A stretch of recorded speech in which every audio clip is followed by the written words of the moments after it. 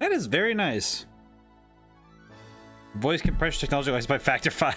It's just funny seeing how this is all like laid out. I don't know. This is adorable. I love this. Do I have question? Do I have? Nope, not that. But I will say. Let's see. I do need to check what my buttons are because I remember that this is something I did not do very well last time. Let's see. The D-pad is there. The C stick is with the, oh god, it's with the right stick. I'm using the Switch, by the way. I know I don't have original hardware for this one. It makes me a little sad, but I do not have it. Also, I think Stream Elements, I swear Stream Elements just does not like it if I start early or like too far away from my time. Apparently it does not like me starting before 7. Does not like me. Okay, let's see. I know A and B respectively. That makes sense. Oh god. I have to figure out how this is gonna work. Okay, so ZR plus the D-pad? Oh no, plus the buttons is okay. Alright, I should probably be able to figure it out. So, welcome to this weird series that I'm doing. For everyone who is in. Yeah, this is gonna be weird. So, I don't know, I just had this idea for a series of doing the Pokemon Stadium games and Battle Revolution because I wanted them to be a thing. Because I never got to play the Stadium games. I played Battle Revolution when I was a kid, and I also played Coliseum a lot, but I never got to play these games. And this looks actually pretty cool. I can definitely see the DNA of this game in Coliseum, which makes sense, but it's fascinating. I don't know, it's just interesting to see. I do also like the remixes of music from the original. Like, this is probably where a lot of these remixes, it's part of the history of the musical history for Pokemon, because there are a lot of different versions of these themes over and over. So okay, so from what I understand, there's a Battle Now mode, which I don't really know how I don't really know how the game works. I know that the stadium is like the main meat of the game. That's the thing we're here for. By the way, there's nothing here we could do with this. So I think we're here for Stadium, but I'm gonna look really quick because I'm curious. GB Tower. Play your Game Boy Pokemon here. Be sure to insert your game pack to your transfer pack while the N64 is off. Interesting. Okay. Kids Club. Unwind for battles. Keep Pokemon. Hope you'll join there for fun. That's adorable. Pokemon's Research Lab. I'll be checking Pokedex, organize items, trade Pokemon. Hall of Fame is where tournament winners are shown as statues. Can your Pokemon join them? Gym Castle Leader. I see. Okay. I'm gonna go to the lab first while we have a moment. A game pack is not inserted. Turn the N64 pack off. Okay, well that's cool. So how is this going to work? I know that it said that you can technically complete the game with rentals only, so you can complete it without needing a Game Boy, but I do not understand how it fully works. Poke Cup, let's see, Prime Cup, Petite Cup, and Pika Cup. CPU Pokemon tournament will open to the lowest level. Pokemon strategy is the key here. Ultimate tournament that level, restrictions let it all hang out. Official Pokemon League tournament. Hone your skills to become the champ. I'm kind of curious. I don't know where to start. Where do people start with this? I feel like I would start with the Pika Cup, see where I'm going, but I don't know. This seems like this kind of seems like, oh yeah, we're gonna be doing some weird stuff with this. So I did not do research into the game, but that's because I want to come in blind. Instincts say go to Pika Cup. I think that'll be where we start. Let's see. Registration. How does this work? Register. Up to 10 sets maybe. Rental Pokemon may register. Okay. Register Pokemon. Rental only. I only have rentals, so what do we got? Okay, so we have... Wait, do we just have the entire Pokedex? We do. Interesting. Okay. I did not know we could just have... We have everything. Okay. And some of these are Pokemon that theoretically can't exist at this level, so that's interesting. but their stats would still be the same, unless I'm mistaken. So, unless I'm mistaken, there's no real reason not to just choose the most evolved Pokemon I can get. But that also might be a bad decision, because that might mean that the game... I don't know if the game will be... It's one of those things where you never know if the game will be nice about it or not. But perhaps we'll find out. So I think what I will do is I'll just choose like the 6 Pokemon I want to use. See how they go, how we do. I'll choose Beedrill. Let's see what you got. Hyper Beam, Fury Attack, Double Team, Swords Dance. Why do you have Hyper Beam? Why do you have Hyper Beam? That's kind of... Oh, wait, this is Gen 1. Gen 1 types... It's type that changes... That's right. Type decides what moves do, not... That's right. I just remembered that. It's not... Gen 1 doesn't have the special... Because it says attack special, defense speed special, but it does not have the split. It's not like gen... It's not like current gen. And it's not like Gen 3. Gen 4. I see. I am going to have to reorient my brain for battles here, because this is going to be very different. So technically, Hyper Beam would... If I'm not mistaken, Hyper Beam would be good. Okay, well, either way, Fury Attack and Swords Dance is great. Let's see. Nidoking would be baller, but I worry that too many Psychic types... A Psychic type could sweep me. So what I'll do is I'll take Nidoking, because... Why does it have Bubble Beam? This feels like a team I would make. What the heck? When I was a kid, I would do that. I would just have moves on Pokemon, because, like, oh, I need type coverage, not... Doesn't really matter if I... Oh, wait, Ninetales. Yeah, we need Ninetales. Yeah, Ninetales is good. Why does it have Dig? Again, very confused by the spreads here, but okay. Let's see. Okay, we do need a Psychic type, so we should probably grab... What does Kadabra got? Why do they have such weird moves? Psywave, Mega Punch, Thunder Wave, Metro... Why do they... What the heck? Well, we'll take Alakazam. I think this will work. I think this is a team I can use. I'm curious how this is going to... Oh, that's right. Scyther's good in this gen. I am... Actually, you know what? Wait. Let me compare... I'm going to compare. 42, 33, 40. You know what? Pinsir probably would be better. The high defense with Bide might be a good move. And I want to take Lapras, but I'm going to think about it really quick. I think actually my move might be taking... We don't have a water type, so I should probably grab... I'll grab...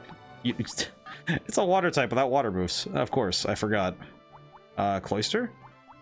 Does not have Icicle Spear. Interesting. Cloyster will be good. Okay. Ditto, finish transforming. Quit. Okay, so we have a registered team now. Rules. What do we got? What are the full rules? Enter with 6 Pokemon, choose 3 out of 6, levels 15 to 20. Maximum 3 level Pokemon level, total level 20. No 2 Pokemon asleep or frozen. Mew can't attend. Get a continue for a perfect match. No self-destruct move with last Pokemon. Interesting. Okay. Your last remaining Pokemon uses self-destruct or explosion, you lose, even if the Pokemon's last Pokemon faints. That's an interesting little bit there. I see. Okay. I'm very confused by this, but I'm intrigued. These kind of games are fascinating because you're working with stuff that's just... It's like working with a standard. You have a standard set of Pokemon that everybody uses, and you just have to... You have to have good strategy. Registered set. We'll use the registered set. And we'll use this. And we get to choose 3 out of these 6, so...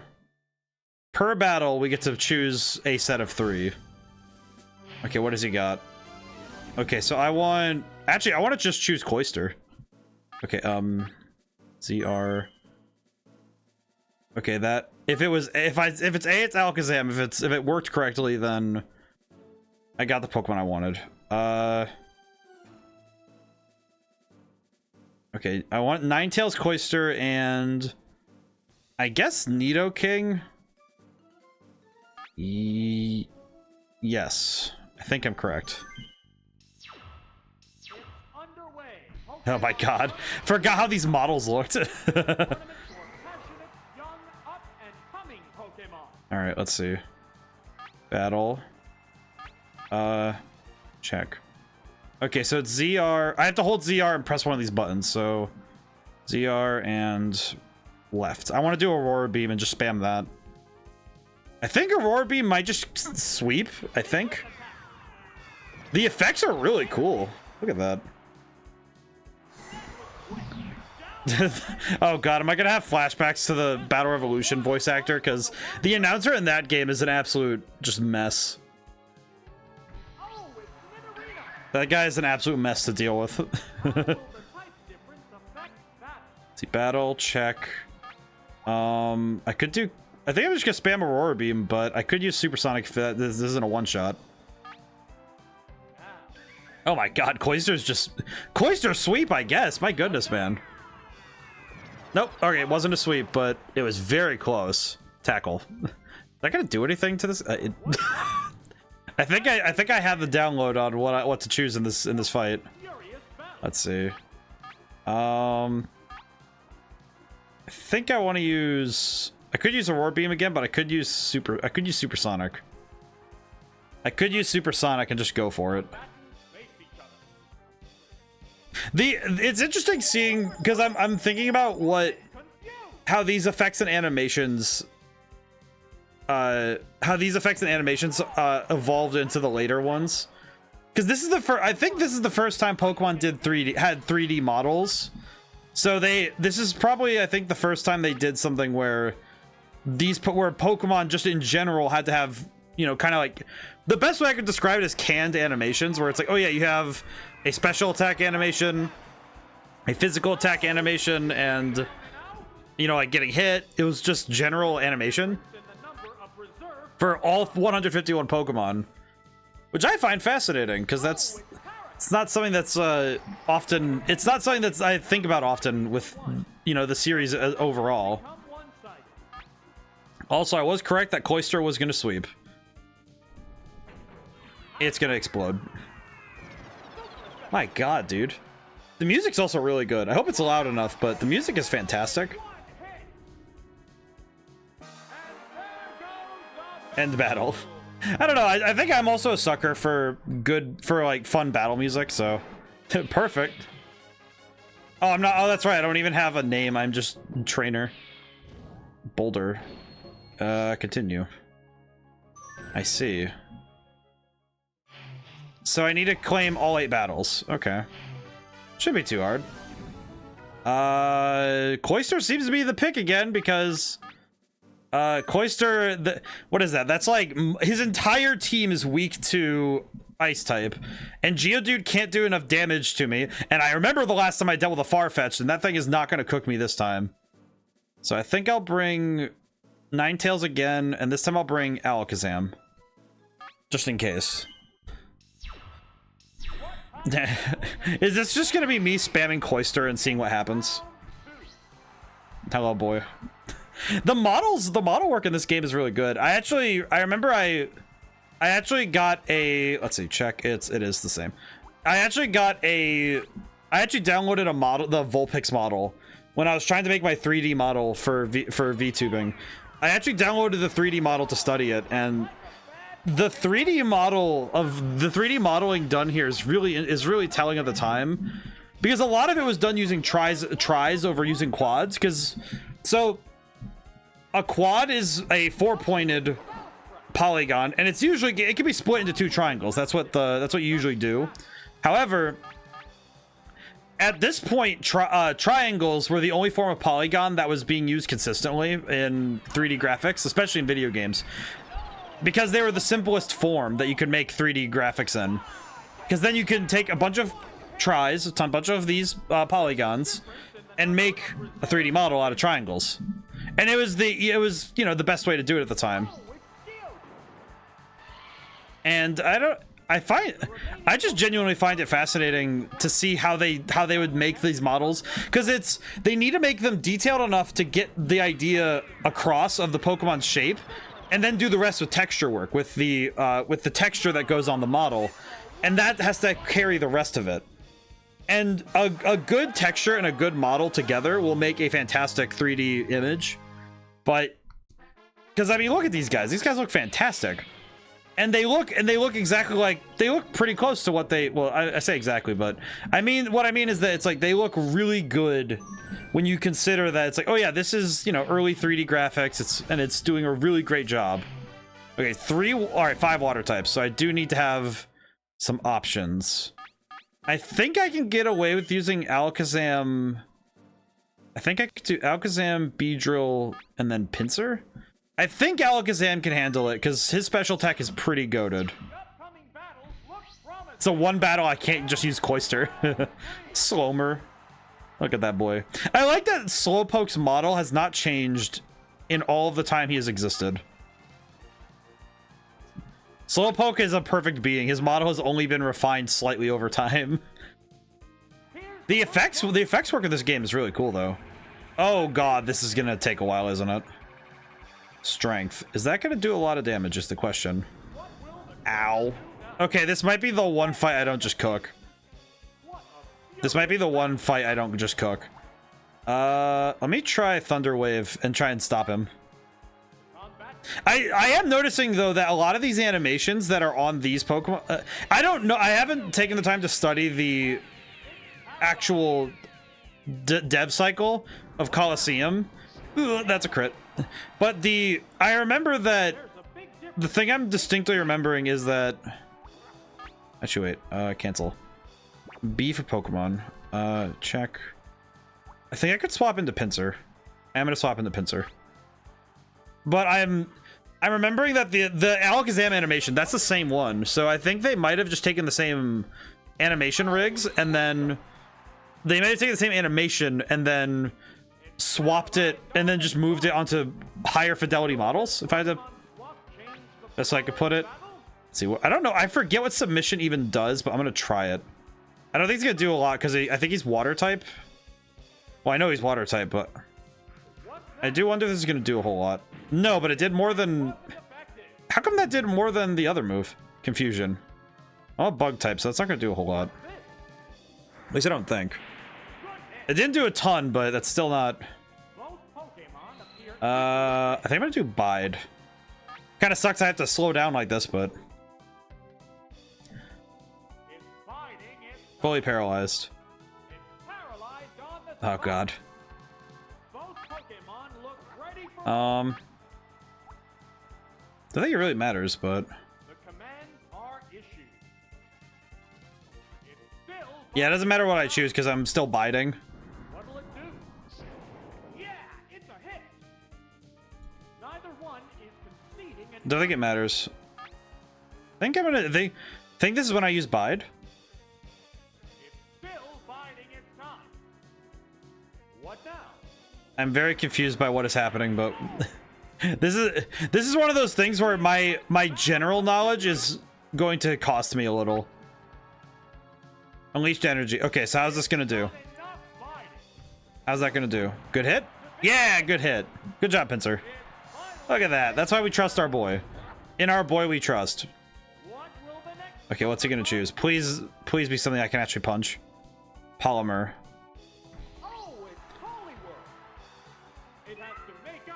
Let's see. Mimic. I could just do takedown and just...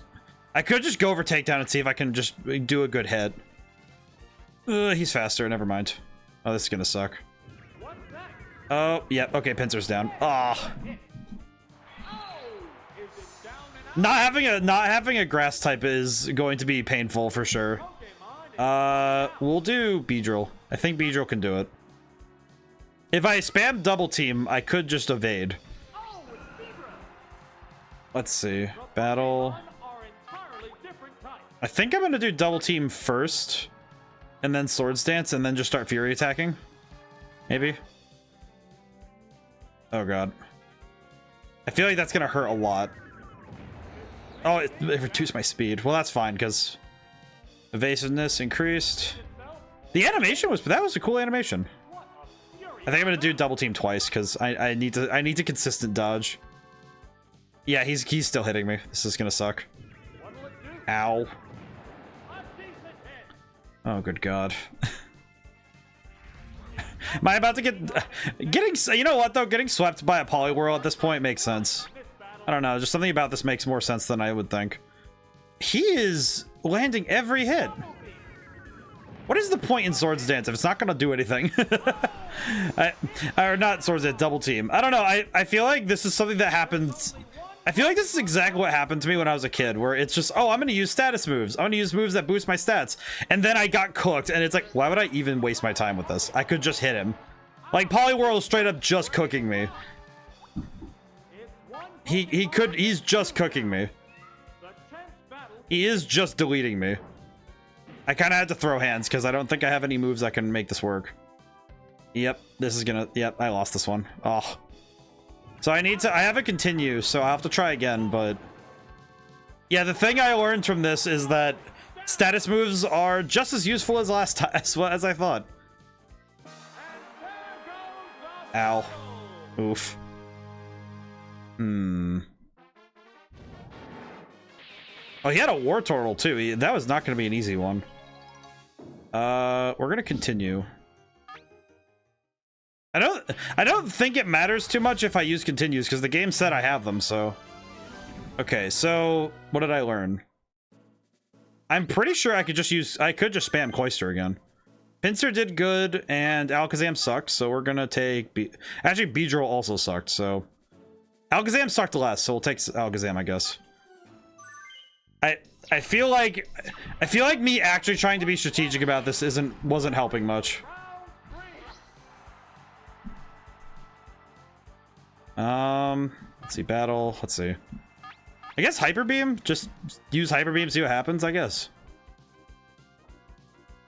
Yoink. That Hyper Beam looks really cool, though. That did a lot of damage. Confusion. Now, just... Okay, so I think it's... Is it just... So I think flat defense is just what decides what damage I take.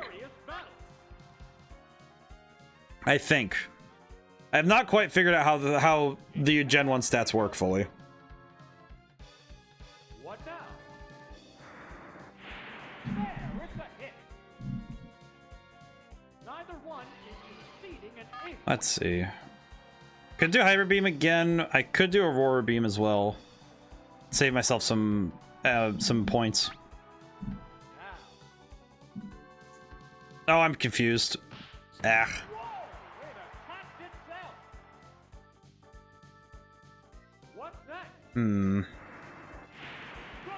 Kind of seems like the thing I've learned from this is that I can't just come in with a team of... I have to have a more balanced team, because this is not working. Overall, this is not going to work very well. From what I'm understanding. Because I am getting deleted.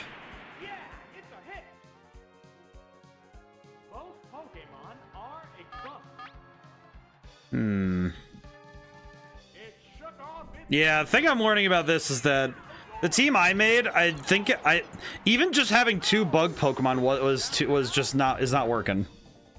So I'm going to need to swap out probably Beedrill, because Pinsir was doing just fine, but Beedrill was just getting cooked. Oh god, this guy again. I think if I lose this fight, I'm gonna reset and go register a different team, because I don't think this is gonna work very well. Cloyster's great. Okay, yeah, I think this is just gonna... I think this just kills me. No, it does not, but my speed is down. Next attack is gonna kill for sure, because I'm gonna be like this, so... How much did that do? Pretty good. Okay, that was good damage. Yeah, the thing I'm noticing, though, is that... I think the trouble I'm seeing is I don't really understand what the point is of not choosing the absolute best Pokemon in the game. Because it seems to me like I could just choose the absolute best Pokemon that are in the game. Because I could just go and choose something like... From what I understand, I could just go choose the, like the 3 starters. And then just like the 1 dragon. I could just choose Dragonair. Let's see. I think, I'm gonna do Bide, because I think I think it with Bide, I might be able to actually make myself... Because I think Bide reduces damage you take, I think. Oh my god, never mind. Oh my god. It's biding its time. Oh, good lord. What a furious battle. I'm getting absolutely deleted. What'll it do? Okay, yeah, no, this isn't gonna work. This is not gonna work. It's still biding its time. Oh god. Yeah, I think this is another loss. Bumblebee. I think this is also trainer error because I just don't... I don't know well enough what the matchup is. There's only one Pokemon left in reserve. Oh, good lord. It also seems to me like, even just off of these first few battles, that there is no benefit to using moves that aren't immediate, that aren't acting immediately. Two now. Like, using Oh, moves that are anything but hitting your opponent's life points down to 0 is worthless. Because these guys aren't even bothering with that stuff. Because this guy's entire tactic is spam Bubble Beam, and his other Pokemon was spam Confusion, so it seems to me that there's no real reason to do anything but just attack your opponent and destroy them. The only other thing I could think of is I could paralyze his last Pokemon with the intent of making it so it's easier for me to deal with him, but Goes down after a good fight. yeah, it seems to me like Both combatants are down. seems to me like there's no reason to use any moves that aren't hitting people. Oh, it's your turn. The model work is really good here. Look at that. One Pokemon Okay, what is it again? Thunderwave. Okay. I could try Metronome and see if I could land something stronger. But I also could end up using something stupid like Flamethrower. Thunderwave. Oops, it's paralyzed. I could alternate between... That animation was cool. Look at that. Like, again, look at the animation work. It's really cool. Okay. I'll alternate between Psywave and Metronome, because that'll make sure that damage is being dealt consistently, at least. What's this? I don't know, just... Oh, the attack missed. It's fully paralyzed, but it missed. On the spot. I see. The crowd's excitement is building over this hot battle. I'm also seeing the difference in... Oh, it did dig. Okay, interesting. Interesting. Interesting tactic. What'll it do? Oh, Also, just looking at the backgrounds are... I'm seeing similarities to the background design philosophy what now? in other games like this. It's a hit. Like Coliseum or Battle Revolution. It's paralyzed on the spot. Both Pokemon appear equally fit. We'll just do Psywave. I don't remember if stab bonus exists at this point, which I think it does. I think it exists at this point, but I kind of forget, to be honest. There, it's a I genuinely forget, because this is original 151, so it's not the same. a decent hit. Both Pokemon look ready. Metronome again. Metronome was pretty lucky last time, so we could try it again. Lick. Okay, fantastic. What'll it do? That did nothing. That is so little damage. The fact that this dude is just spamming tackle and is doing more damage overall than an Alakazam is... Boom! Oh my god. It's just like, really? Furious battle. Alright, I might as well just stick with Psywave, because trying to luck out with this just isn't working. What's that? Not to mention the fact that he is doing far more damage than I am. Oh man. It's just so silly, because all of my instincts from playing Pokemon in Gen 9, or yeah, it is Gen 9, in Scarlet and Violet is, oh, use stat moves, use status ailments, use everything to your advantage. There's not a wasted turn if you're boosting yourself. And this is just like spam tackle. Like, are you serious? Like, that's the tactic? That's the play? Just spam tackle, hope for the best? Because that just feels so weird. Feels like I'm playing it as a kid again. Just, all right, spam my best attack move and that's it. Doesn't matter. Okay, I won that time, but seems to me like any other move, if it's not hitting immediately, just leave it alone. So I thought I was being smart about bringing stat bonuses and stuff. Also, these badges are way out of order because I've been getting I got the water guy on the electric guy. The bug guy, just in general. Oh, all right. So he's got fire types. Okay. So I think it's the download is Cloyster, Nidoking, Ninetales, I think.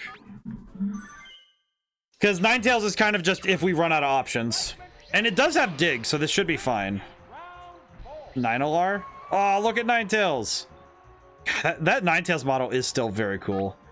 Oh, that's where that started, because the tails go up in sequence like that. That is very cool. All right, Clamp. That is still, I still love how Ninetales looks in these games. Ninetales looks so cool. Just gonna tackle the crap out of me. Hmm. Oh, and a critical. What a furious battle! The attack is still continuing. The music is... Oh, poor baby. Down and out. Poor baby. I did not want to harm the foxes. What will the next Pokemon be? Oh, it's Charmeleon. How will the type difference affect? Oh god, that camera angle. That camera angle is kind of funny. Just, oh hey, look, it's really close zoom in on that boy. There, it's a hit. I think I might be able to sweep with Cloyster again.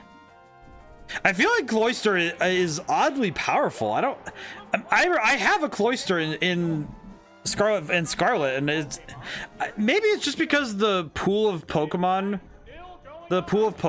has changed, but Neither one is conceding an inch. let's see. All right, it's just fascinating to me how The attack. it's just fascinating how much difference there is when you narrow the pool down. Even though the move pool is also different, it's fascinating seeing that you've brought down the number of different Pokemon possible in a situation down, and suddenly some Pokemon become far more powerful. Let's look at that. Also, look at that boy. He is a perfect boy. Oh, he's a good dog. I am so sorry, doggo. I do not wish to harm you. But it's also it's a battle. It's fine. I understand. How'd I miss? Oh, the attack missed. Oh, that's cool. So it's similar to the animation that would precede it later in other games. What a furious battle. Because that animation's pretty close to... It's close to the one that would be in Coliseum later, where the jaw appears in front of the Pokemon, and then it would close down on the other Pokemon. It can't make a move. Wait, Clamp stops a Pokemon movement? Maybe I just don't know the move Pokedex, but really? The attack. You could, like, Clamp just shuts off Pokemon movement? That seems... The intense battle. That seems really cheap. That actually seems extremely cheap. So you can use Clamp and shut off your opponent's move? Oh, is it down and out? And there goes That seems so unfair. Just bring Cloyster, use Clamp, drain health. That's wildly unfair. Alright. We won that one. Very cool. Continue. Interesting. It is fascinating seeing how different this is compared to... Oh god, electric types. Okay, so... This is Nidoking's. This is Nidoking, for sure. I think we'll bring Ninetales and... I guess Pinsir? No, we'll bring Alakazam. But see, but battles are different in these kind of games because of the nature of the narrow pool. Oh, of course he brings Kingler first. Ah, crap. Okay, I'm gonna need a swap then, because I'm going to get cooked if I don't. Alakazam, get out here. Yeah, if Nidoking stays out there, he's gonna die. Just 100%. That Pokemon must not have been the right choice. Oh, it's Alakazam. Body Slam. Wait, why did he use Body Slam? Vigorous attack. Oh my god, that did so much damage. What the heck? What a furious. Thunder Wave, and then I just got spam Psy Waves.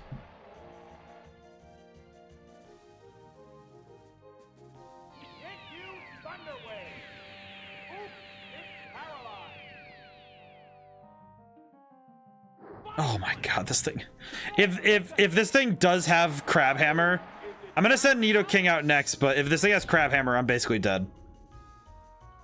What will the next I guess I have to just trust that this will work. Oh boy. It's a great show of what was being done at the time. will the type difference affect that? Let's see, I think I'll go with... I could go with Earthquake, maybe? Guess I'll go with Earthquake, I don't know. I don't know. And then I'll try Poison Sting next. I'll just alternate between the two. I don't know. A decent hit. He has Crab Hammer, doesn't he? No, he has wait, is he just spamming Body Slam? What's that? Oh, that's why, because he can just keep doing it, because that is insanely powerful. Both Pokemon appear equally fit. Good God, dude. He's just gonna keep swinging.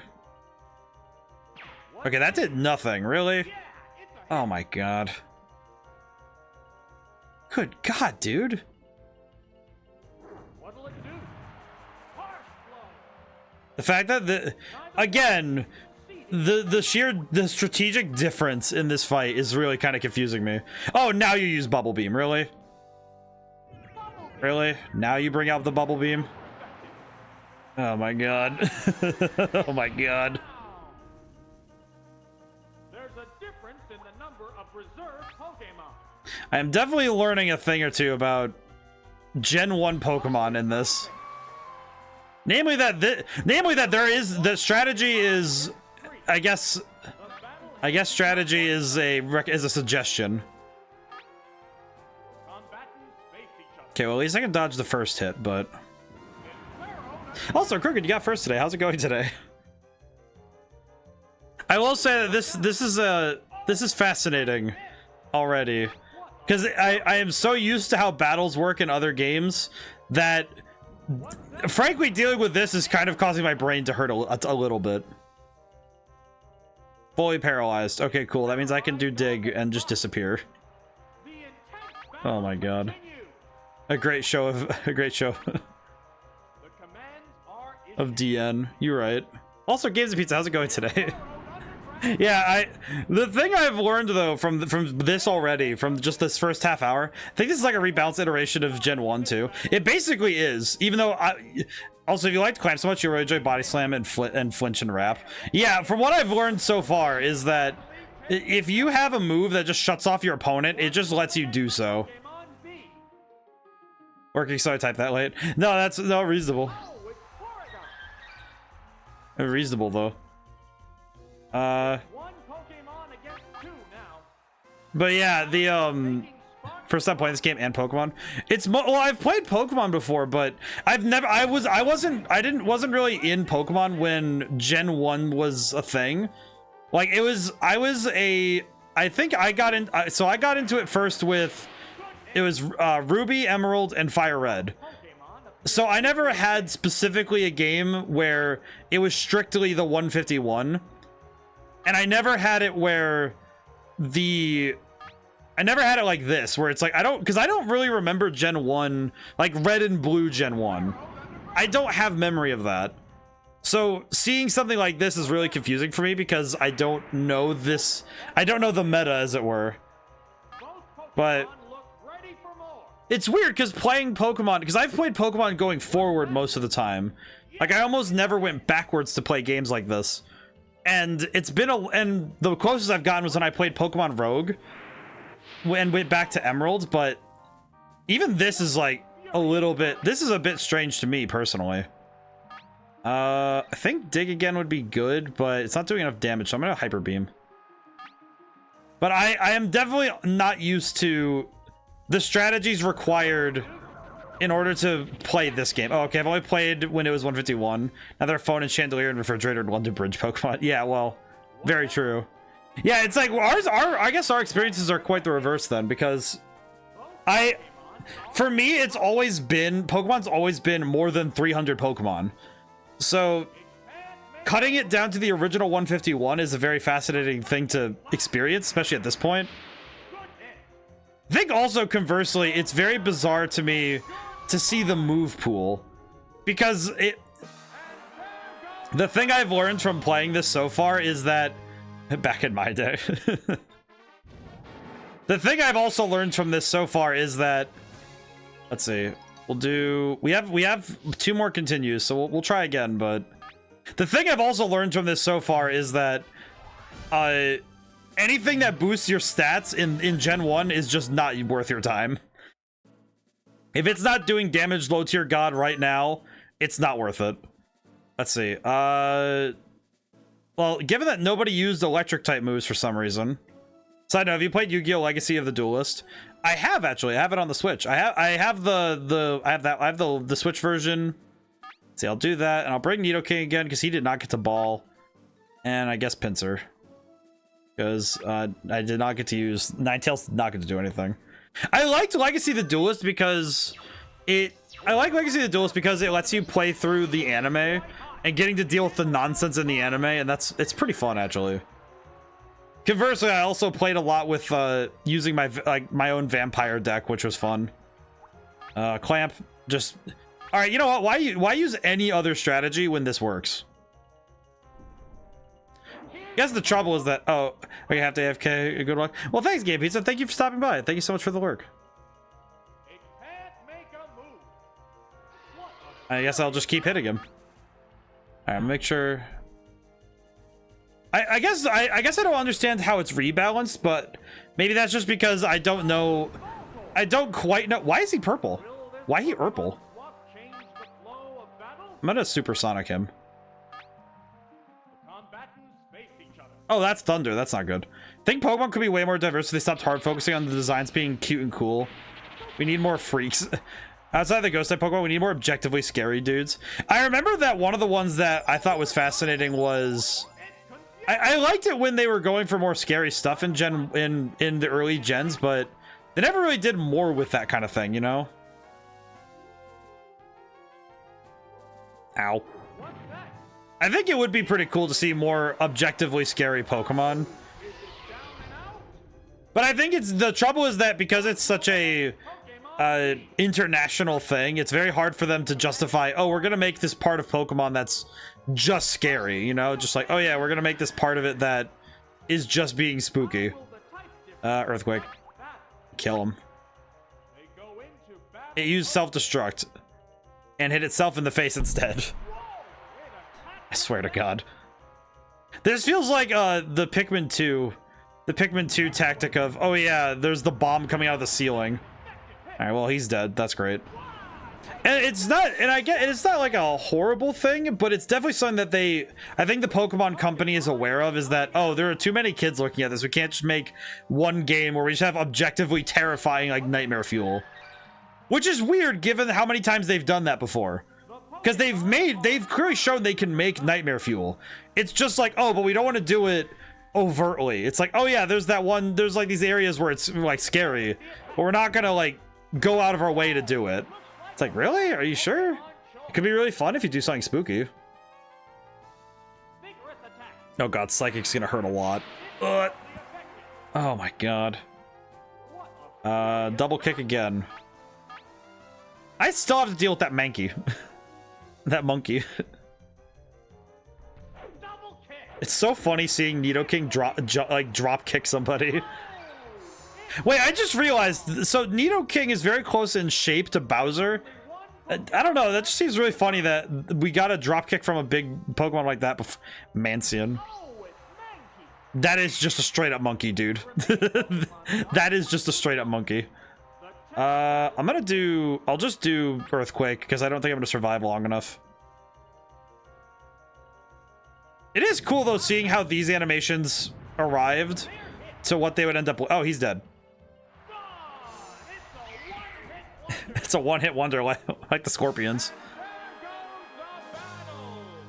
I do think that Pokemon is in a weird spot because they have the ability to be really nightmarish about all their stuff. But if they start doing that, then they have to do it consistently, and that's I think it scares them. Excuse me. I think it scares them to try it. Oh god, he has a diverse team. What do I do? Okay. Hydra? What? I saw that. Hail Hydra. Idabra, Hygast. I wish that I do kind of wish that they'd have more. Just I like the weirdo Pokemon. I feel like those are the ones that are fun. Let's see, what would be the most consistent Pokemon to bring out here? I think just bringing out Cloyster would be... Just do Cloyster, Nidoking, Alakazam, I guess. I'm sad because Ninetales keeps getting cooked, and I'm like, dude, I like Ninetales though. Let Ninetales ball. Okay, there's Hydra. Hail Hydra. Just Clamp, I guess. I don't know. Just go for it. Surf. Oh, that's funny. The wave is... Oh, jeez. Oh my god, that crit is stupid. What is that crit damage? The attack wasn't effective. You idiot. Why are you trying that? I like that this voice sounds... I just like that the voice of the announcer guy is just so... He's just so mean. I don't know why, it just seems like he's very mean. He just... The attack still going on. There, it's a hit. The intense battle continues. I guess just keep going for it. I don't know. I don't know how long this goes. The attack is still continuing. This is weird because it's also...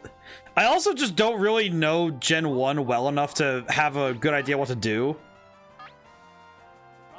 Okay, he's going again for... Okay, he's going back. Well, that's good, because he's coming right out into a Hyper Beam, so if he sent out something weak... Oh, god damn it. Will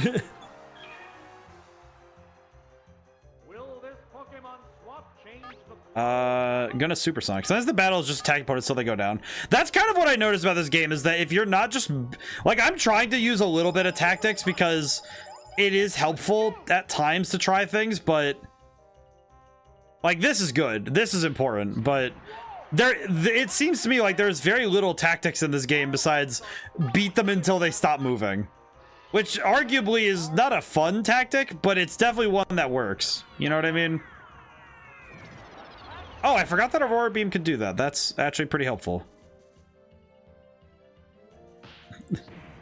That's what I noticed that the AI does. Honestly, I'm not sure how often I use more tactical moves in Pokemon in general. See, I got better at it playing Scarlet, Violet, and Sword and Shield. Like, those games actually got me to use tactical moves because it actually helped. Because it was genuinely helping for a good while. But this game seems to prove that Pokemon at its core, you might almost never need to do that. It's like, yeah, why get tactical about it when you could just beat your opponent into the dirt and they aren't going to be able to do anything? Like, it doesn't really matter. Okay, as long as this doesn't crit, I can lock him in for another couple turns.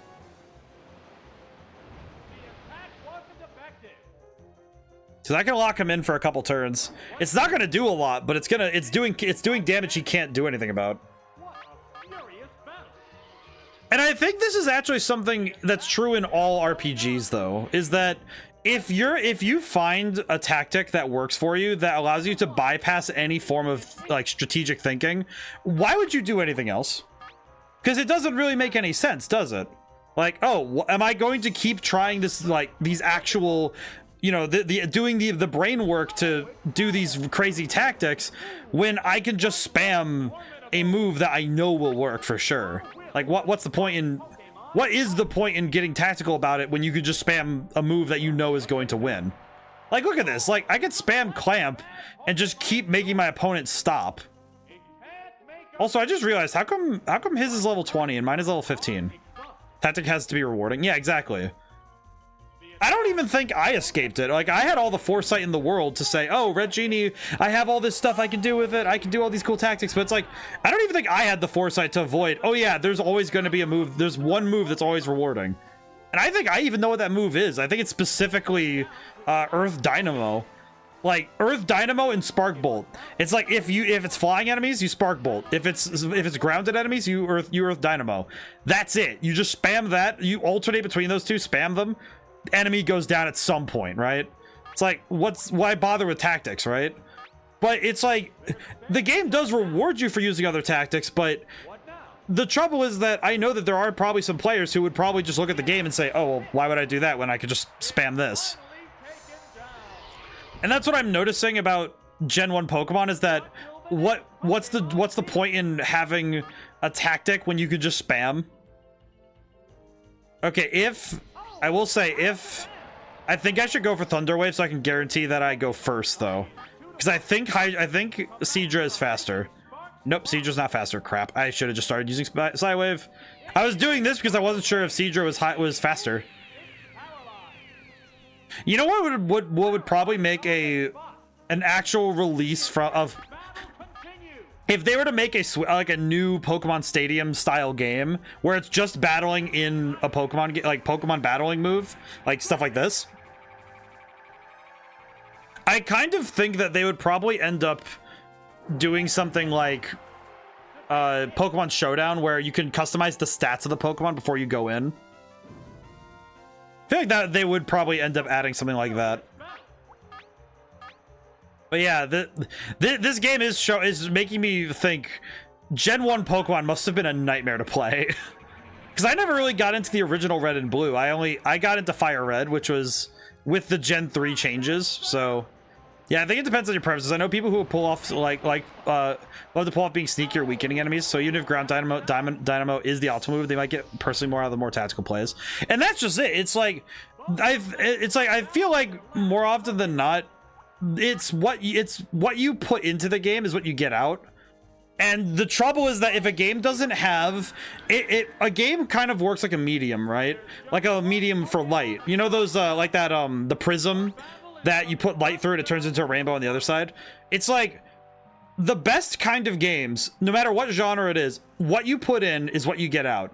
If you put in the mind, the brain work and all the extra, and you put in all that extra time and effort into trying to make a really cool move, if the game rewards you for that forethought and that good thinking, then it's like it's passing through without effort, without without worry. I think older RPGs are more prone to, when you put in a certain amount of thought, you might not be rewarded for it because the game is thinking on a different level of logic, because it's thinking frankly a little bit simpler. And that's not a bad thing, but it's a product of how much can you do with what is available in this game. And I think this game is certainly doing a pretty good job of it, because it's showing kind of what, I think it's doing a great job of showing what was available at Gen 1. Also, he has 2 level 20s. Gyaradet, Crulet, me mess. My mess. Dugat. Okay, well, it's Dugong. God, bad time not to have an electric type, jeez. But yeah, no, I think I did pretty well about it, because there are tactics in Red Genie that are pretty good, but it's like, I think I did a good job, but I do know that if somebody isn't going to approach it in a certain way, then it's like, well, yeah, they could just spam and do what they want. But it's about what you put in and what you get out. I think with this game, I'm bringing the mindset from, are you capable of leveling up as you battle in this tournament? You know what? I actually have no idea. Let's see. Wait. Suspend menu. Let me check something really quick. User guide. What is is it just the R button? Is the R button. So let's see. It does not seem like I can level up, which is really bizarre. I don't really know how levels work in this game. I haven't gotten an explanation, but I imagine it would be in the instruction manual, which I might need to look up a PDF in a bit, because I do not have the means. I think Cloyster is still my good pick, but I'm gonna actually, you know what? I am gonna look this up. Because I do know that some of this is Stadium level up. How does it work? How do I level up Pokemon in Pokemon Stadium if it's possible? I've heard a lot of people say, I just want to know if that's true. Okay, well. Not standard Pokemon game. Solely based on battling. Never increase in level during any one challenge. There's supposed to be an even match. Side note, you can play Pokemon at fast speed if you have the GB transfer pack. Okay, interesting. So you cannot level up, so I do not get to I probably could have, I might have been able to choose a level. Maybe? I don't know. That's I'm very confused by this sort of thing, to be honest with you. Let's bring, all right, looking at the enemy team. I think Ninetales and I think Nidoking is still the best option. I think Cloyster and Nidoking are still the best options. This is it, the semifinals. No one wants to lose, having come this far. I have a bad feeling that this dog is gonna cook me. Clamp. Oh, it is playing the Elite Four, but it's playing the cool battle music. Oh god, please don't kill me. Ugh. Oh my god, that almost nuked me. Alright, well at least Clamp is gonna do a lot of damage. This is fine. Secret attack. Whoa, looks like a bad Pokemon choice. Man, I don't know. It just I feel like hearing this this music makes me. It's weird because I'm not nostalgic for it in the same way, but I recognize it. You know, it's like, oh yeah, I know this music. This is gonna kill me. Fire blast. Ow.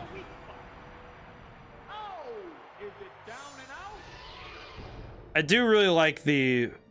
What will the next? I do really like. I really like Arcanine. I should have chosen Arcanine.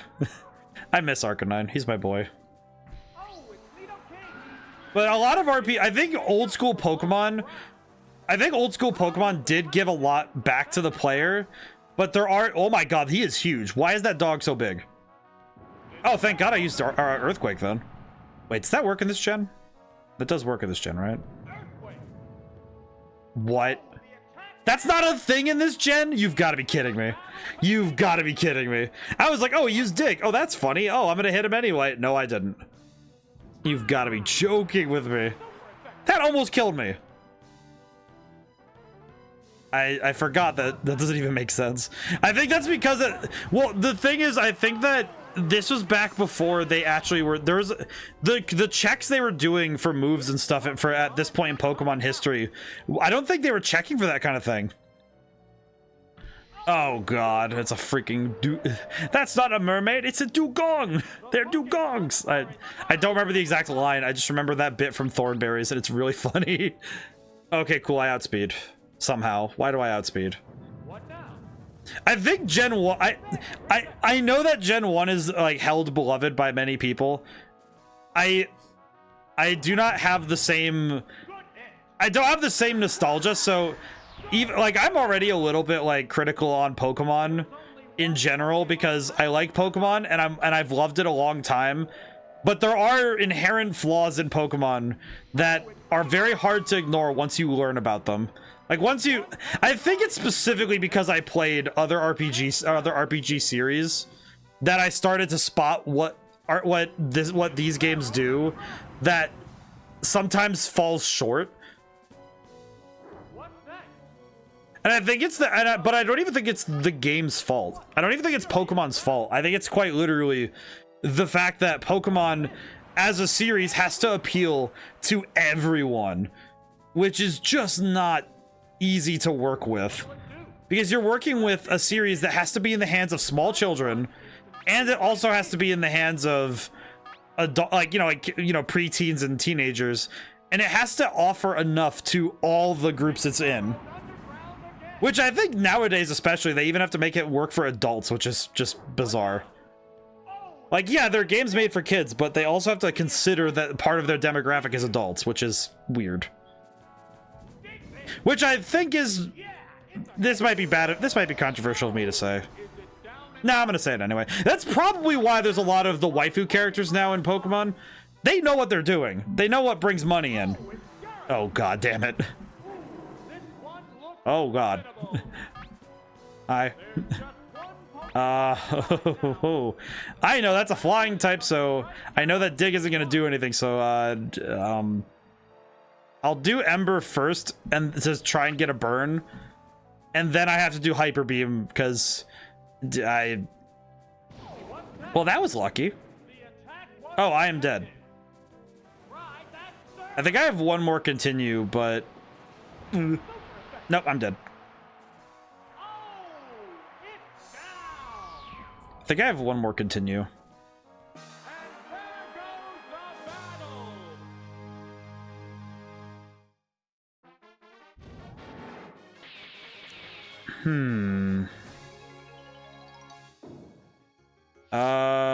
continue. We have one more continue, so we might end up losing this. I'm not gonna lie. I will say I feel like this is gonna be one of those series that is very confusing, but we'll see. Let's see. What do I got? What can I do? At least I do know that the order is gonna be the same as last time. I do know that. Okay, what do I got? What can I do?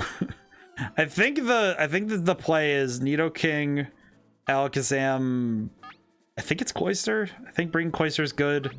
I think Cloyster being further back might be better, but it's not like I have to do it in order. But I feel like having Cloyster later will be better, because Cloyster getting cooked here wasn't good.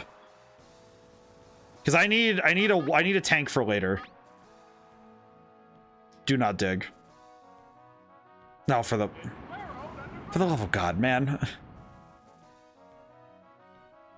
It's insane to me that modern Pokemon titles, to my knowledge, there is no difficulty slider. Like, sure, it can be hard to make that work in some RPG systems, but the fact that the Nuzlocke challenge exists tells you there's a need to be filled in regards to your game's difficulty for adult fans. Right. Well, and a lot of RPGs don't... If they have... I feel like a lot of RPGs avoid difficulty sliders and doing difficulty like that because there's a lot of work in trying to make that difficulty work in a way that is good for both the game and for the player. Like, making a hard mode for some RPGs is just really hard. And self-imposed rules is a good way to do it because it's just, frankly, easier to figure that out. And even other Pokemon spin-offs don't really do difficulty in that sense, because they just want to leave it to the player's impetus to figure out, okay, what do you want to do? How do you want to play this game? And I think that a lot of the popularity of Pokemon is what led to a lot of these rules being formulated, because with smaller titles, you don't see this kind of thing happening nearly as much. You know, you don't see a lot of, we're going to generate rules for these games, or we're going to take Pokemon challenges and apply them to other games. Like, oh, we're going to do a Nuzlocke. Like, if someone did a Nuzlocke of weapons in Red Genie, like, oh, you lost a battle. Actually, no, I've seen that in Elden Ring. I saw somebody playing Elden Ring, and every time they died, whatever weapons and armor they had equipped, they all unequipped them, and you couldn't use them anymore.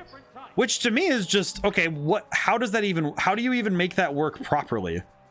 How does that make sense?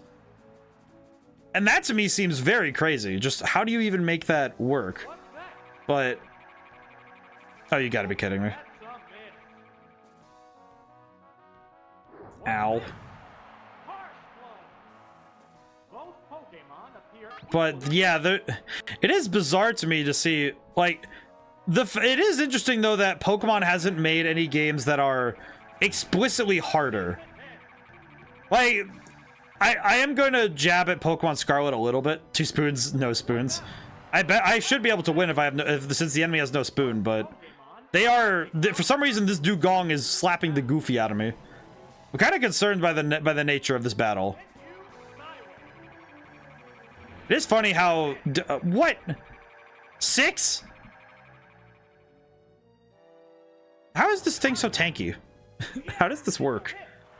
Make it make sense. You know what's really sad to me right now is I just realized that if I lose this battle right now, I have to restart the whole tournament. I do not like this.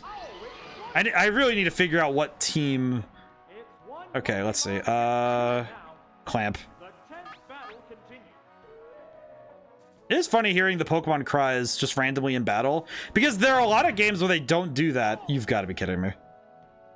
They didn't do this, or in later games where they have the Pokemon cries just kind of randomly during battle, and they wouldn't do that again until Gen 6 or 7 or something. I think it was like way later that they started doing it again.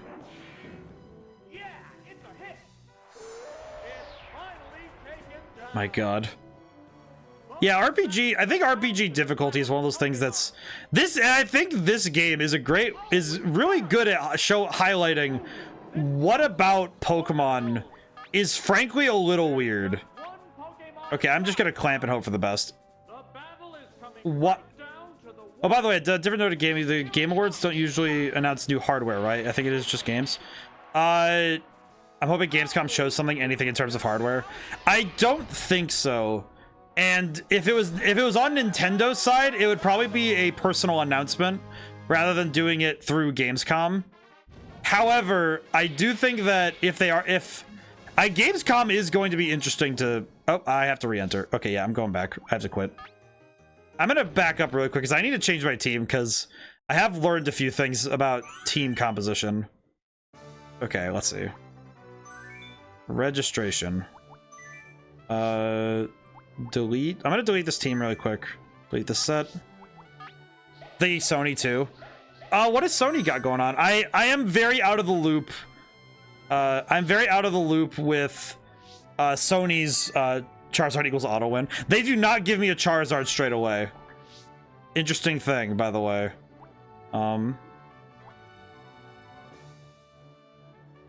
Rentals. So this is all I can rent, I see. Okay, so I am not allowed to have a Charizard. However, I can bring Charmeleon. I think wait, let me check. Can I?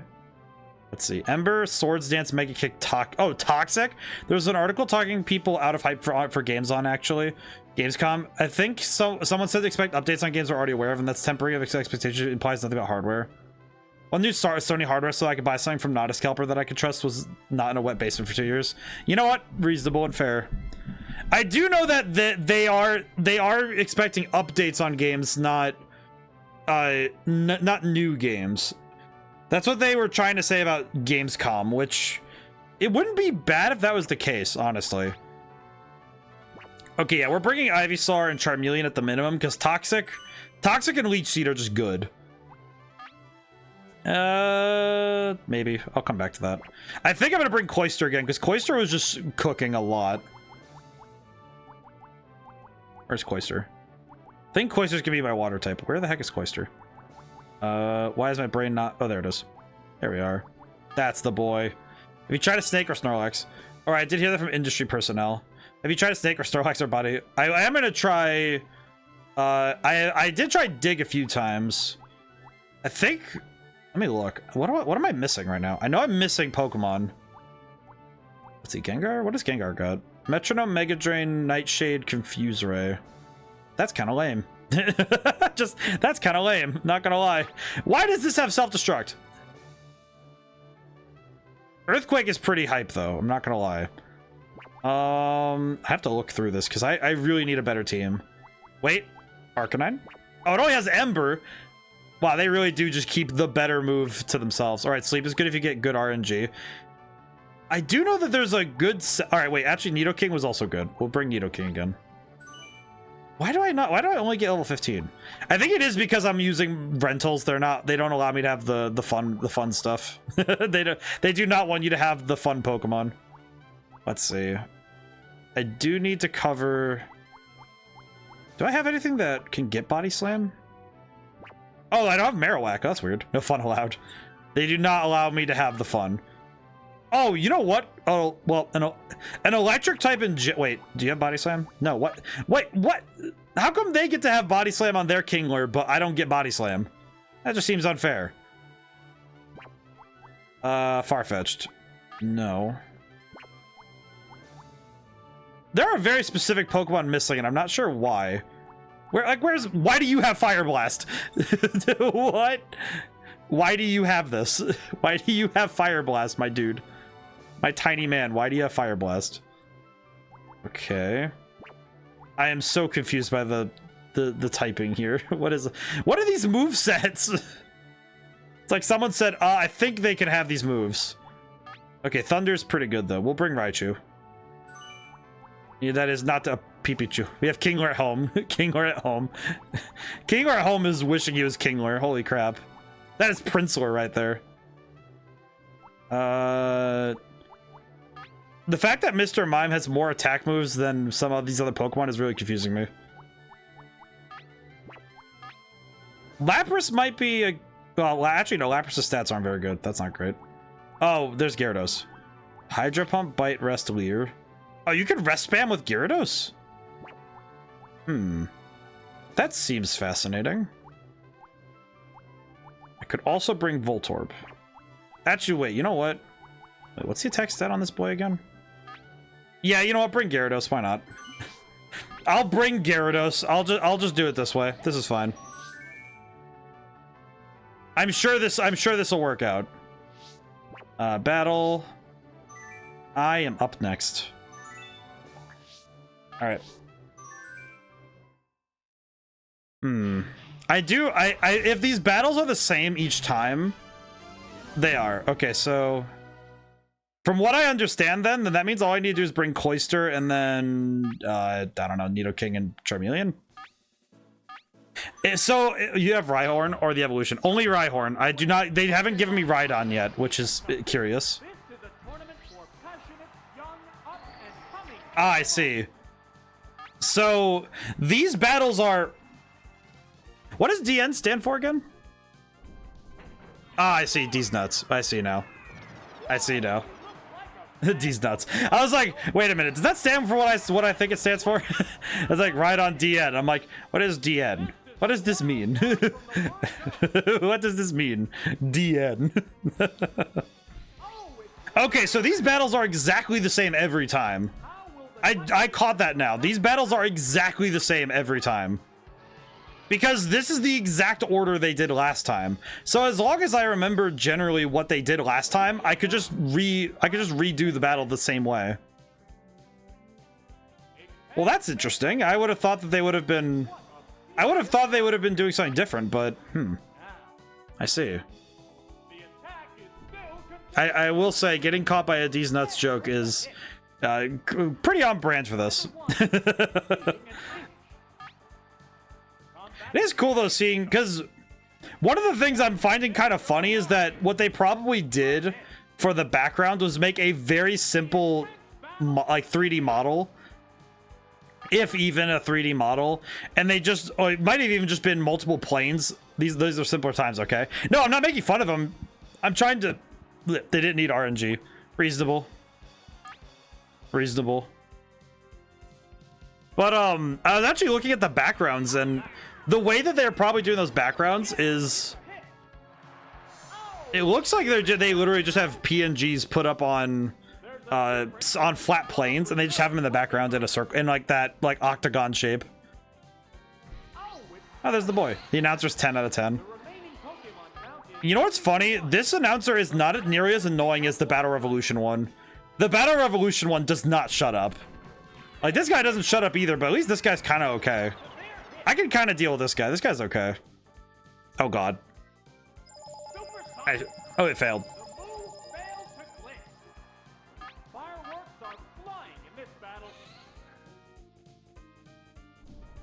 I don't know. I just find it kind of funny that I love announcers. I haven't seen Battle Revolution. Well, I at some point, my plan with this series is to play through Stadium 2, and then Battle Revolution. So if you stick around, I will get the Battle Revolution at some point. That is the point of this series, which I feel like is going to be a little weird because it's like, I don't know how many people are super invested in long plays of these kind of games, but I don't know. I kind of like the idea of it because it's all battling. It's not. It's just focused on tactics, which is a very different take on Pokemon. I don't know, because normally Pokemon, you at least have other stuff to break up battling, but this is just exclusively fighting, which I find interesting. I don't know, especially at Gen 1, because there's a lot of stuff here that I'm already seeing there's a lot of stuff here that I'm seeing that ended up in other games, or at the very least ended up influencing other games. Like, the thing I was mentioning earlier was that Pokemon Coliseum has a lot of these animations in it. Like, I saw Alakazam's, like, the thing where he's, like, laying on his side and then he floats up. That animation is in Coliseum. And even the, like, attack animations are pretty close to what would end up becoming the norm for a lot of these moves.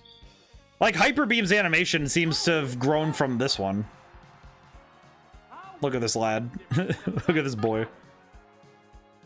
I remember also at this point, the anime would have been contemporary to the games, I think. 1 HP. You gotta be kidding me.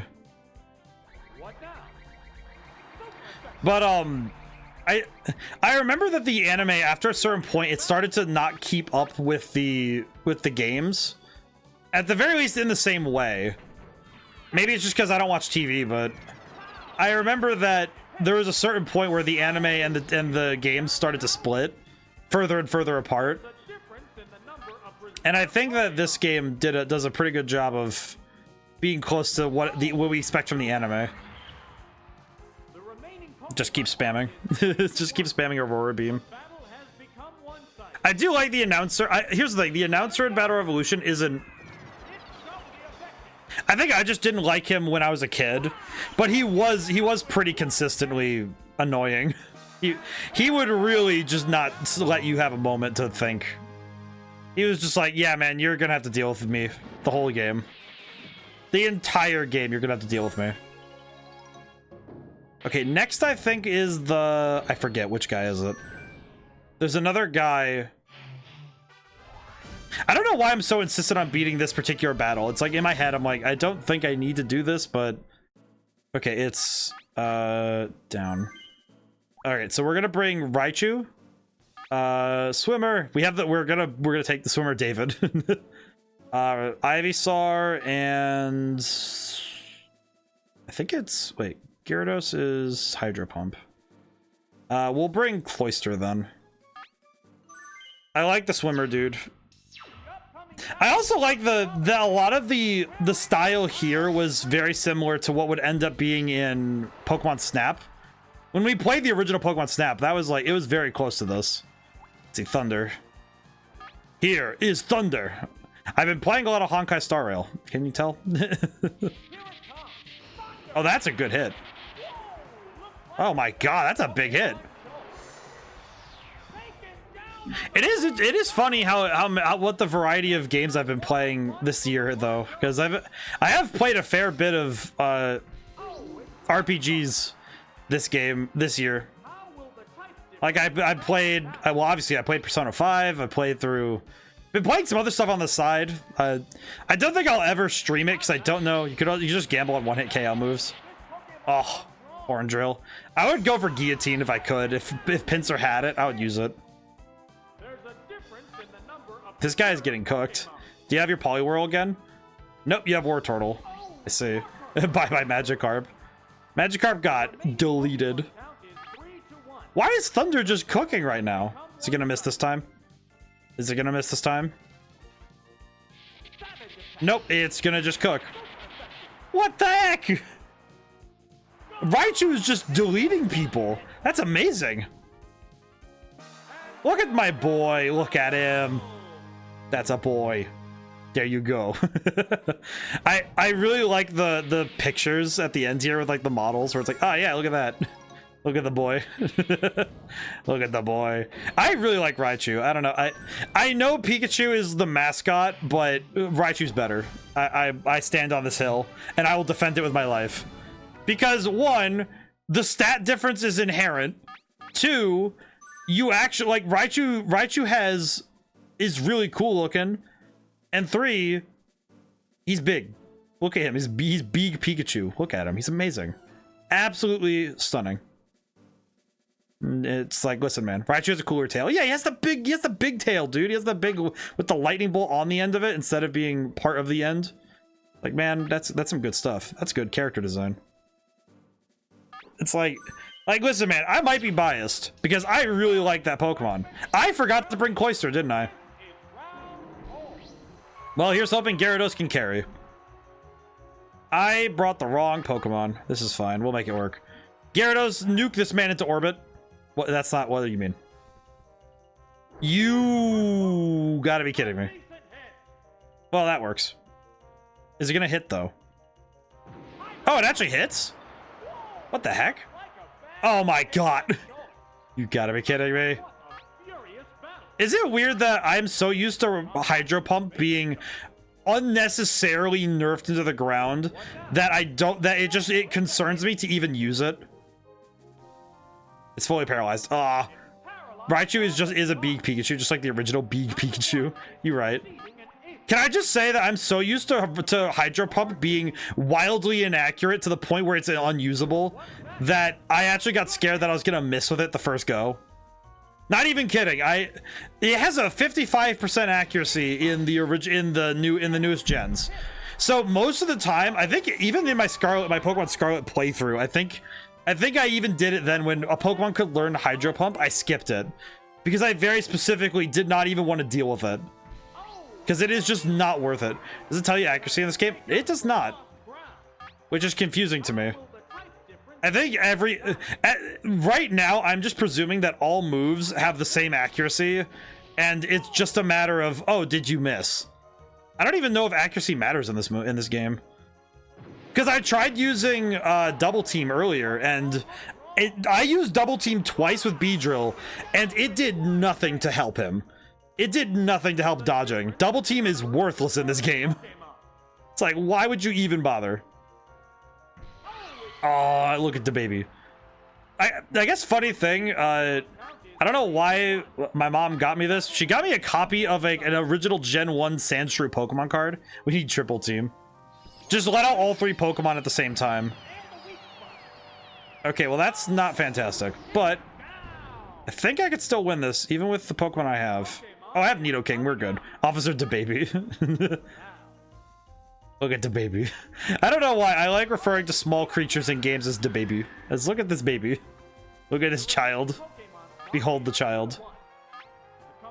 Just holding up Sandshrew like, look at this baby. Look at this baby. Look at him. I do love Sandshrew a lot though. I actually really like Sandshrew. It's funny, I think all of my favorite Pokemon are all the ones that are not holding up like Mufasa. That's what I do to my cat now. Just, but yeah, I would do that. Like all of my favorite Pokemon in the games now are all the little freaks, the little weirdos. I love them. Like I have to my right, they're actually up on a shelf near my gaming stuff. I have a Spinda and a Psyduck, and those are the two. I have those two, and because I like Psyduck, it's like Psyduck's funny. It's like I don't know. It's like I like Pikachu, but he's not like. In the games, he's usually, I get him and then I evolve him right away. So I never see him. I never actually see Pikachu. I would hold Sandshrew like a baby. Sandshrew is probably one of my favorites, just in general. I hate that Kingler. Okay, we're gonna bring Ivysaur, Nidoking, Raichu. I would definitely be the guy in the Pokemon world who is just like, can I just hang out with the little Pokemon? Can I just like can I just sit with a Sandshrew and like a Pichu and like a Turtwig or something, like a Chimchar, just like sit around, have like a nice day, just have a picnic, just enjoy myself, just have a good day, you know? Oh god, they're gonna spam Body Slam. Why did I use Leech Seed? Why did I even bring Leech Seed as a thing? Is this going to work? I forgot that Ivysaur is basically a frog. Oh, that's a funny animation for Leech Seed. Interesting. Oh, it doesn't work the turn it goes on. I see. Well, that's lame. What's the point of that? Wait, I just realized too. Why do I have Swords Dance and Solar Beam? What? Just work at the baby center. Yeah, I would be like the one at the daycare center, just like, oh, I'm taking care of the little guys, you know, just having a good day. Just having a good one.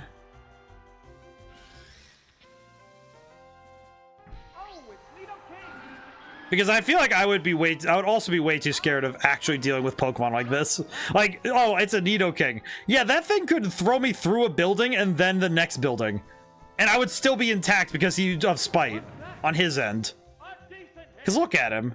Leech Seed sapped HP. Oh, it saps it at the end of his turn.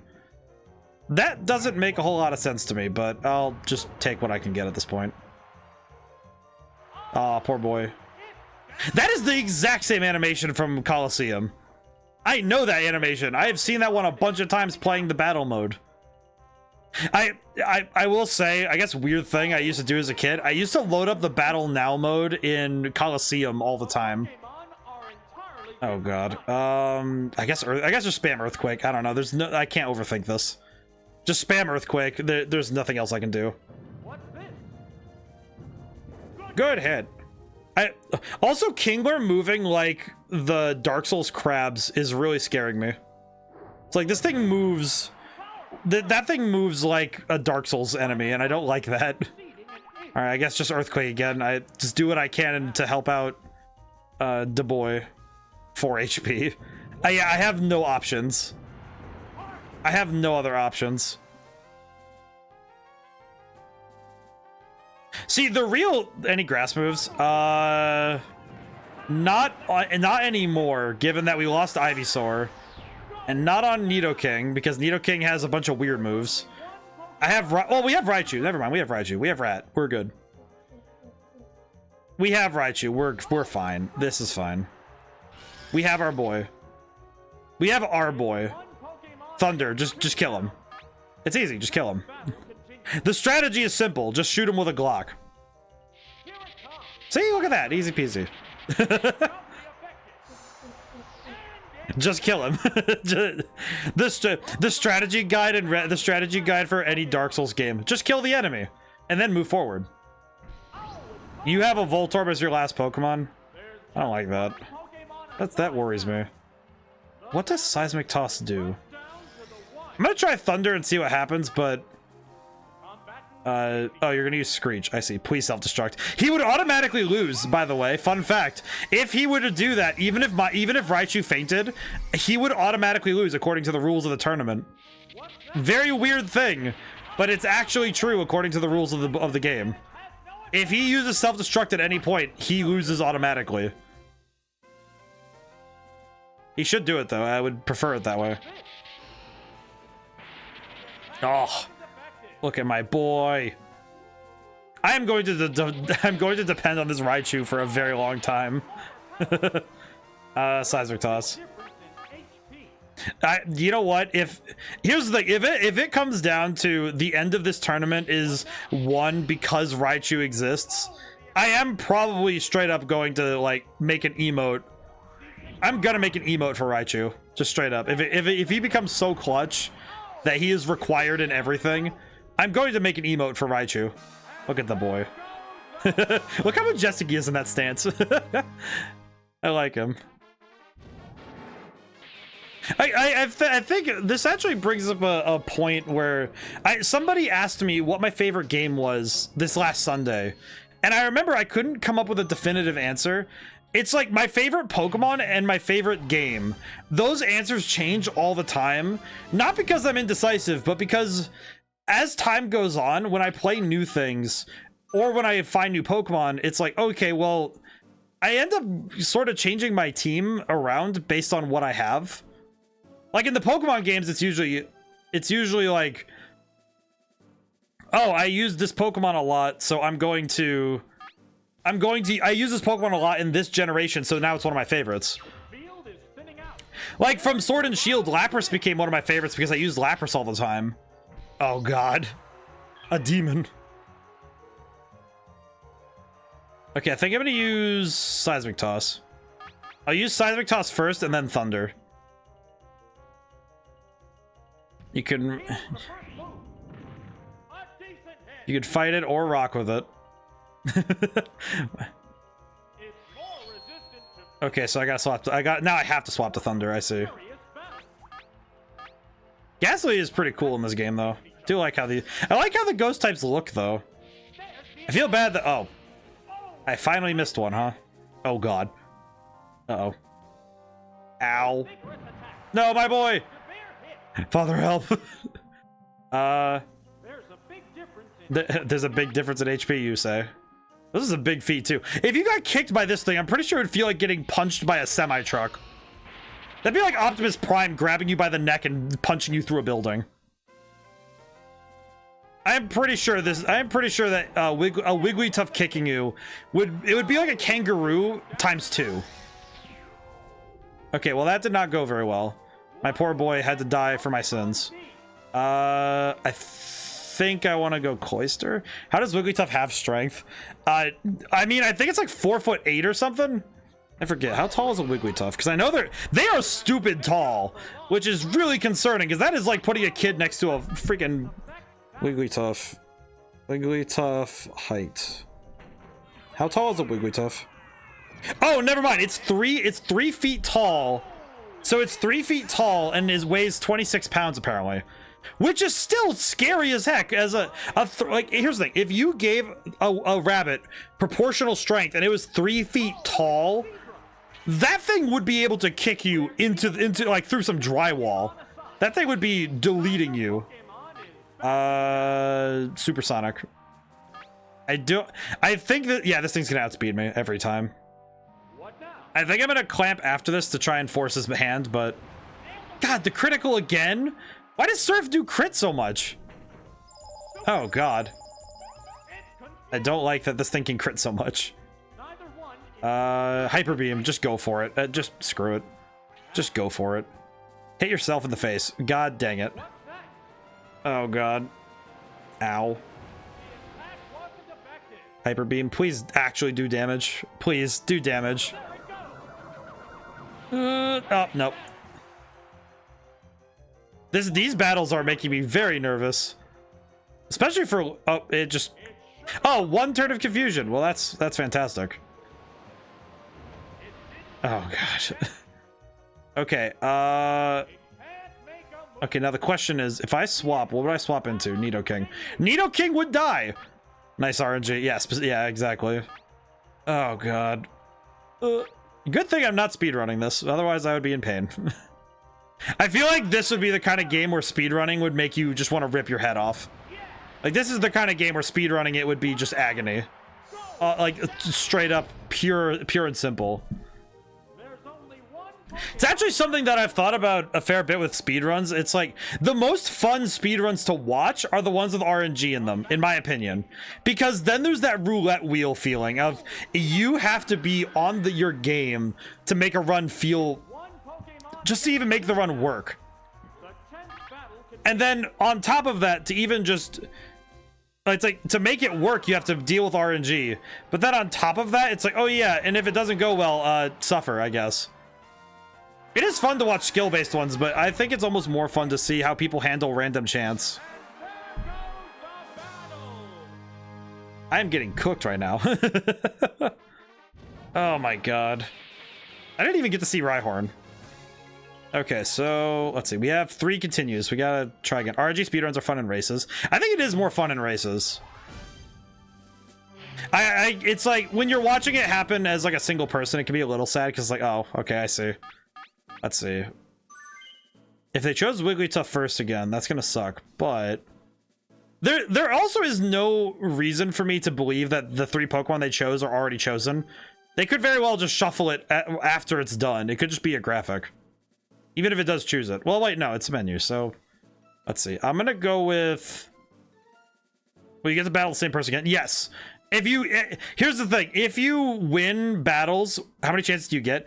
I have 3 right now because I beat a couple of trainers in this tournament without losing any Pokemon, and that's what wins you continues.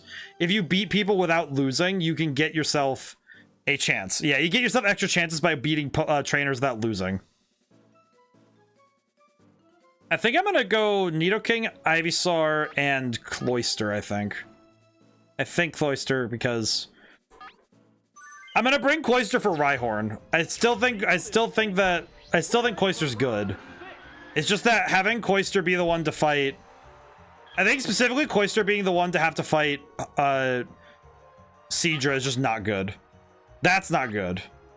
Okay, please go first. Thank God. Okay, cool. Delete this man. Kick him. Kick him. Okay, that did good damage. That did good damage. Reflect. I'm gonna do it anyway. My brother in Arceus. I am going to double kick anyway. I do not think you understand.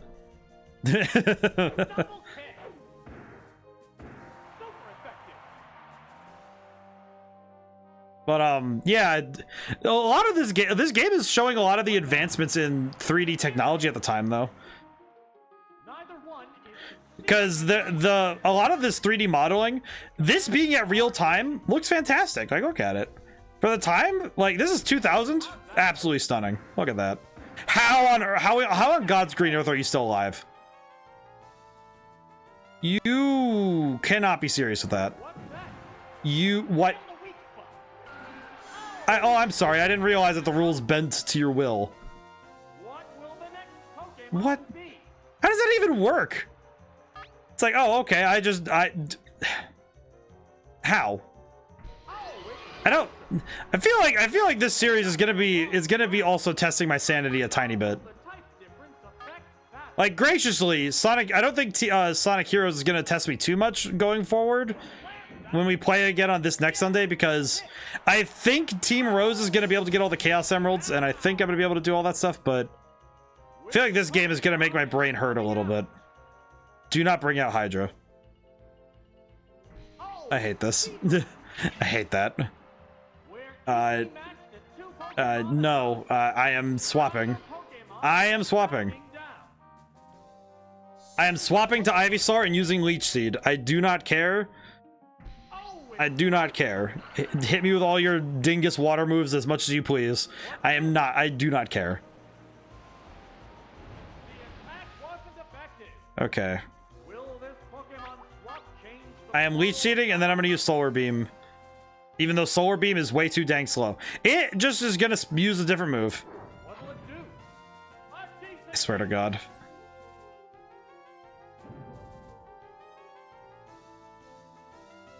I don't even think I'm going to survive long enough to make good on that move.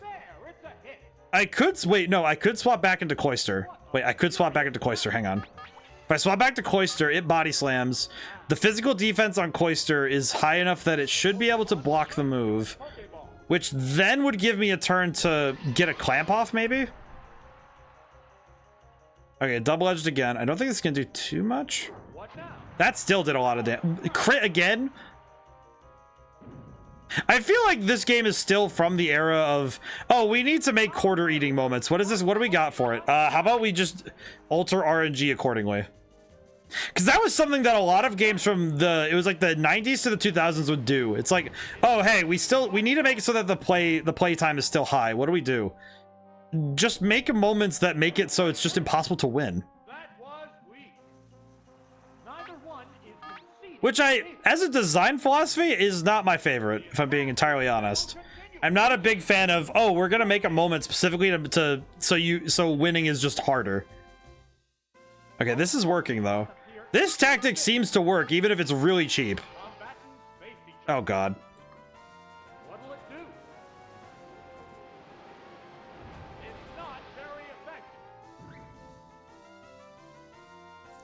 It is interesting though that the okay, Hyper Beam, just screw it. I just want this thing dead. I feel like the RNG in this game is interesting because the team that they go for default changes each time you get to them, but they still have the same 6 Pokemon, so there's a good chance you'll see the same customers. And in this case, we're seeing Seadra as the middle Pokemon every time. Wait, no, it is the same team because they used Wigglytuff in the last time too. You just kept swapping. Yep. Okay. Yeah, it is the same. It's the exact same teams. I don't know why I was saying, oh, they changed it out. It's like, no, they don't. This is the exact same team. The remaining Pokemon stock is 2-1.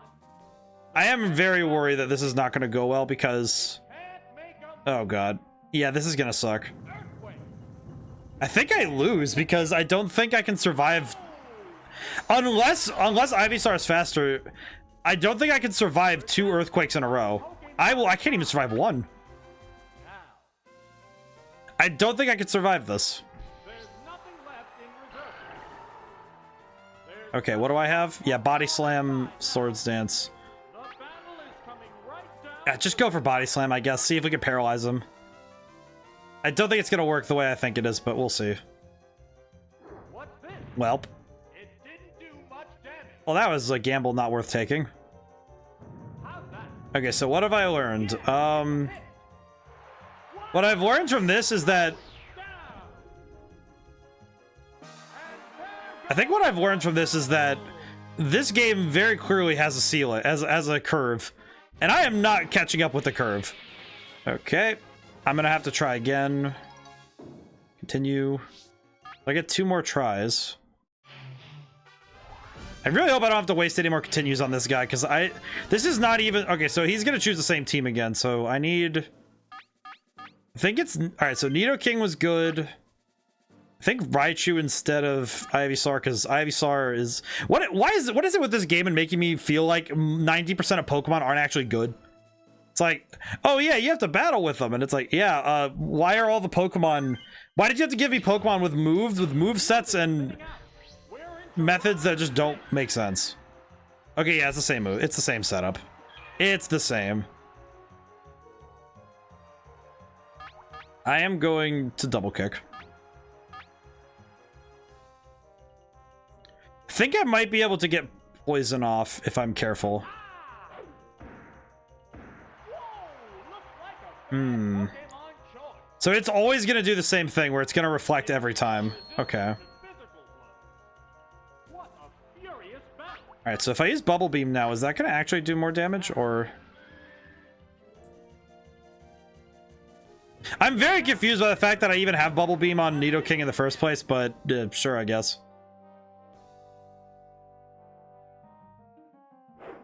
That is so much damage. Look how happy she is. That Wigglytuff is so happy. That's smug. That is this. I swear, every time I see Pokemon where it's like, oh yeah, they just always are smiling. It's just like, these are the kind of Pokemon that are like, they do not realize they are in a battle. They are just here to have a good time, I guess. I'm gonna lose Nidoking again before this. Oh my god. There is no reason for me to keep Nidoking in the back. Like, I am gonna swap Big Feet round 2. Oh my god. It's like, this game is going to make me think that a lot of Pokemon just aren't good. It's just like, What will the next Pokemon be? Enemies weak, go. Yeah, that's Seadra again. Okay, battle. I need to swap to Raichu. Swapping. I swear to god, if he does Surf and kills Raichu one hit, I am gonna be really upset. I'm gonna be cross. Please don't do a lot of damage. That's all I can ask.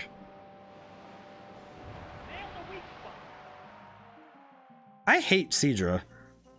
You don't get an evolution yet, so I know that your stats are inflated to match, but it's like, perish, my dude. Die. My god. It's like, you know what makes me sad too is that Seadra in every other game you can get Seadra is so bad, and it's just like, what? I want to like Seadra. Seadra looks so cool. Like, I like Kingdra. Kingdra's cool and all, but it's not. Seadra's design, it just is so much. I just like it better, and it makes me sad that. Just makes me sad, man, because I'm like, I like Seadra. Why is he so good in this game and so bad in everything else? All right, well, I knew Raichu. I wasn't gonna get much if I did try to like just last this, so it's probably best I just do what I can.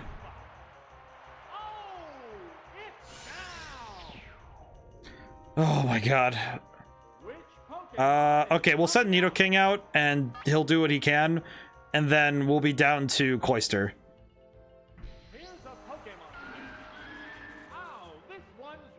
This one's ready to drop. Why did you heal your Pokemon, idiot? We're just gonna use Earthquake because it's the best move we have. Super effective, please win. Nope, never mind. Just spamming Earthquake. Like, what's the point using any other move? It just brings 3 Pokemon that know Earthquake and that's it. Spam Earthquake. Just spam Earthquake. I am curious where this tournament must be being held, because what is this place? Why are there clouds outside? 14 HP. Okay, please, Hydro Pump, please actually hit. I am trusting that this move is gonna work as intended.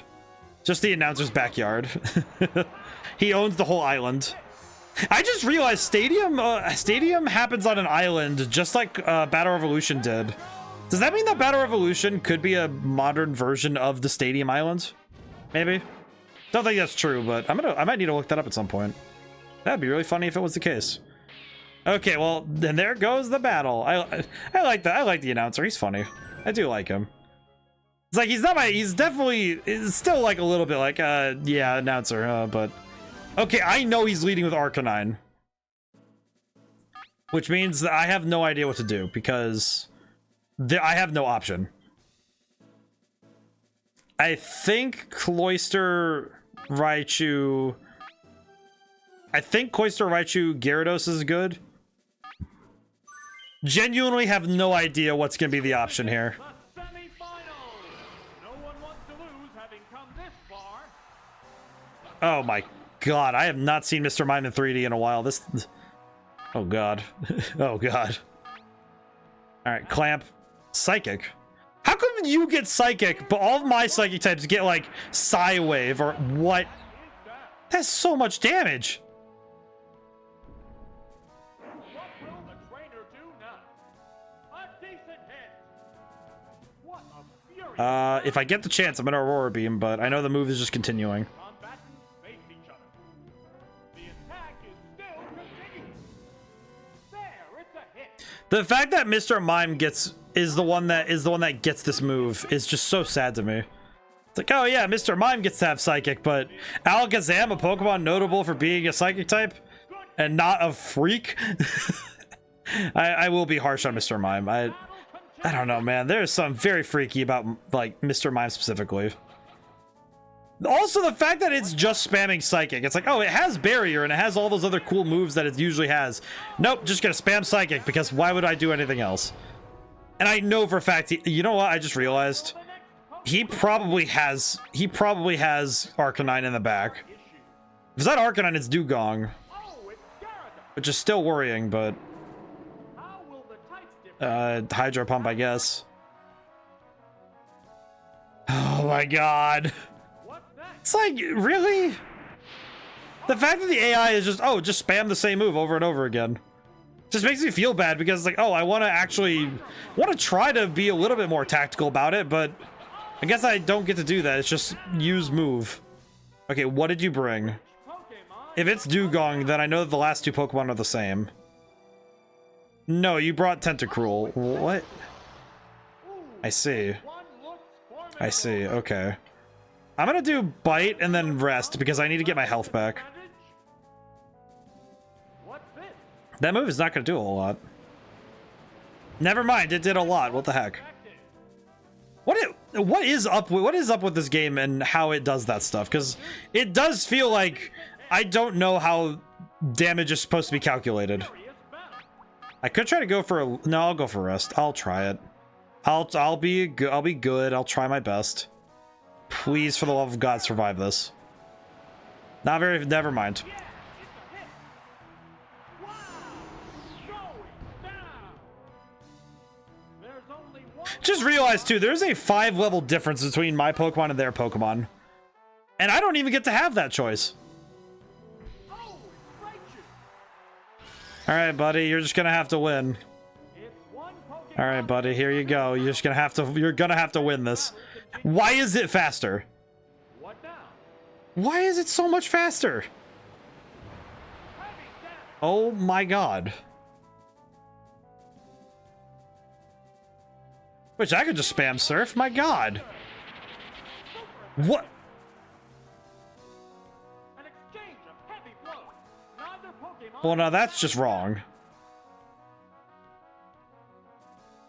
How's that? Oh boy. Oh boy, here we go. Oh, is it down and out? I feel like I'm trying to determine what I can do better, but it just feels like the options I have available to me just aren't working for the battles I'm going into. It is Tentacruel after all. You are correct. However, this is pain. Okay, so okay, so consistently bringing water and psychic types at the beginning. I have no options for psychic types. I just realized I have no real option. Okay. I could try. Okay. I could try bringing Charmeleon if I can use Toxic. However, if he leads with literally one of his 3 water types, I get cooked. So I think I'm going to lead with Raichu, and I'll bring... jeez. It's like one of 3 water types, and it just... Man, I have no good idea. I have no good ideas here. I guess I'll bring... I should not have brought Nidoking. Nidoking is going to get cooked by half of this... By like... Okay, wait. Do this. Reselect. Raichu... Actually, you know what? You know what I will do? Reselect. I'm gonna bring Cloyster first, then Raichu, and then I guess Ivysaur. I don't know. There is no good option here. It's like I don't really know what to do. It's just okay. Try my best here. And this ding dong brought the exact same team. I don't know why I expected anything different, but I hate this.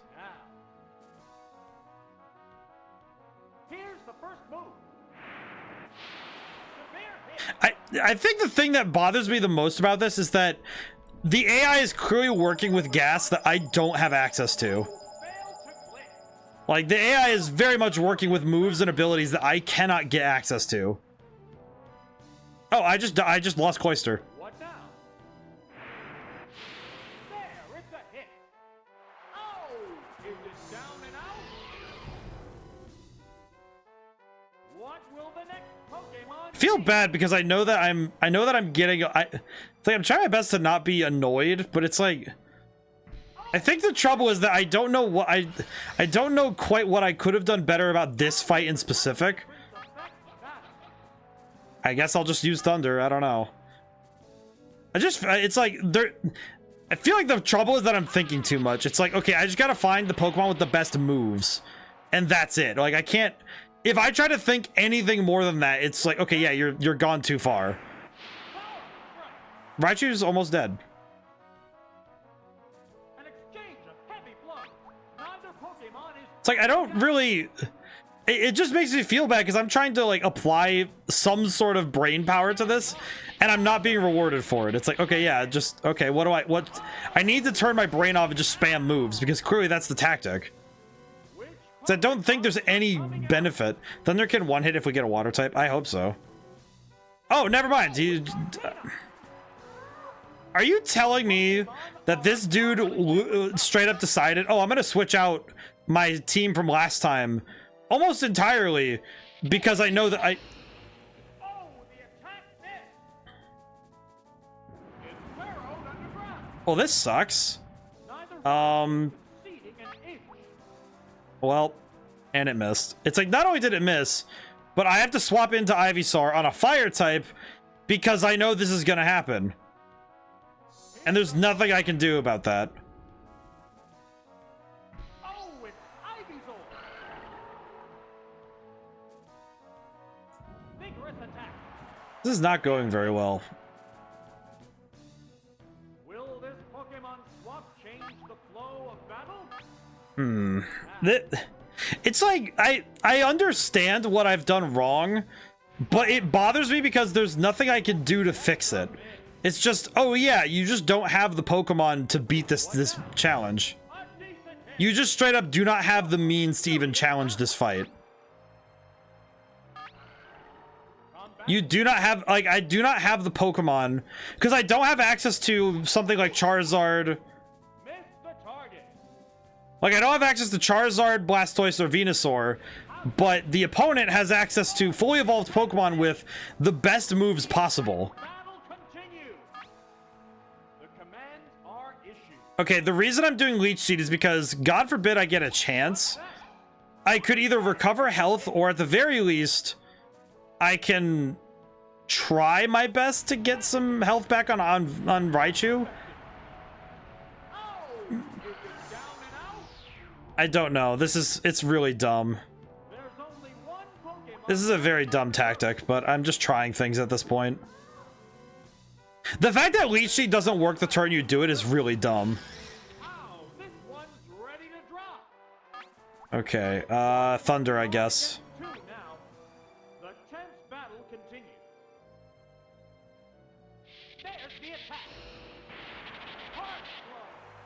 Well, oh, and it can't miss with Swift because Swift hits automatically. You know what is probably the most telling thing to me? The fact that you can't check the enemy team. You can't check your opponent's team in this mode. Swift hits even through paralysis. If it goes off, it's a guaranteed hit. That's the thing. It's not that it's guaranteed it's through paralysis, it's that if it goes off, it's guaranteed. Yeah, I'm gonna go try a different tournament because this is clearly not working. Okay, yeah, so this is the island.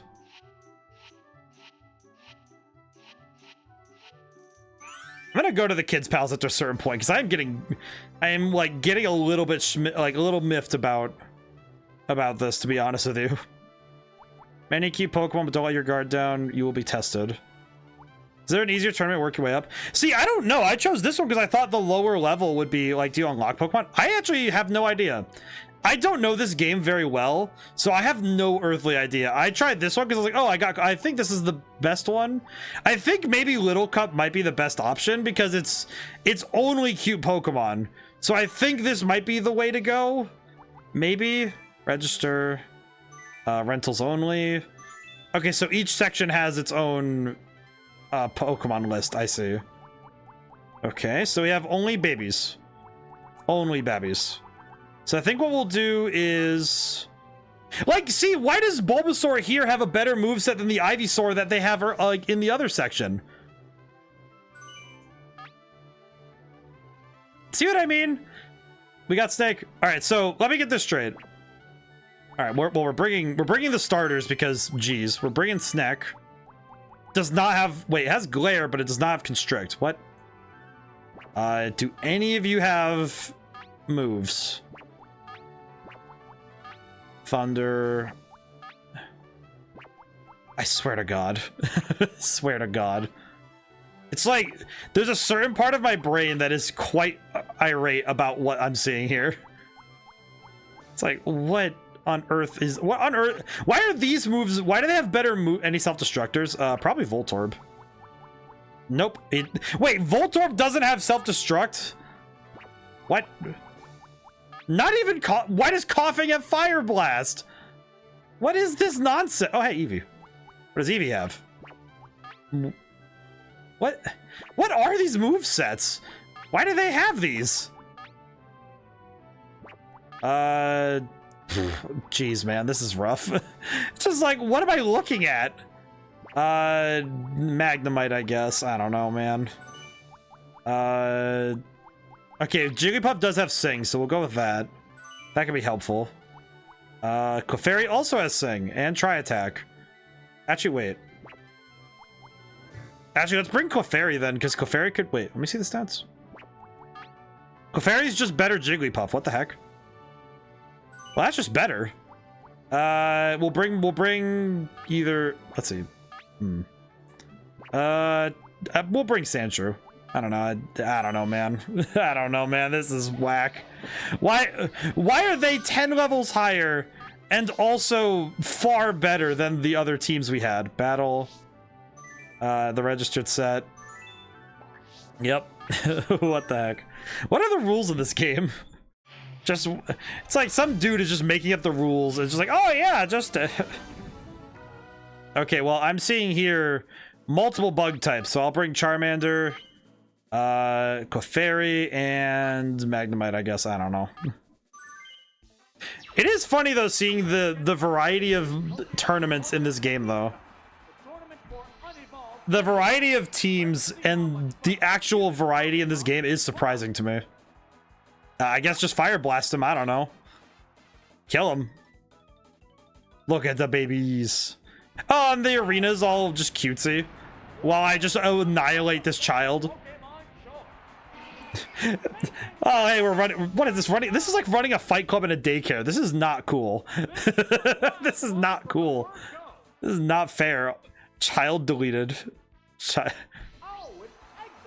The child has been nuked. Send the child back. Spawn camp the child.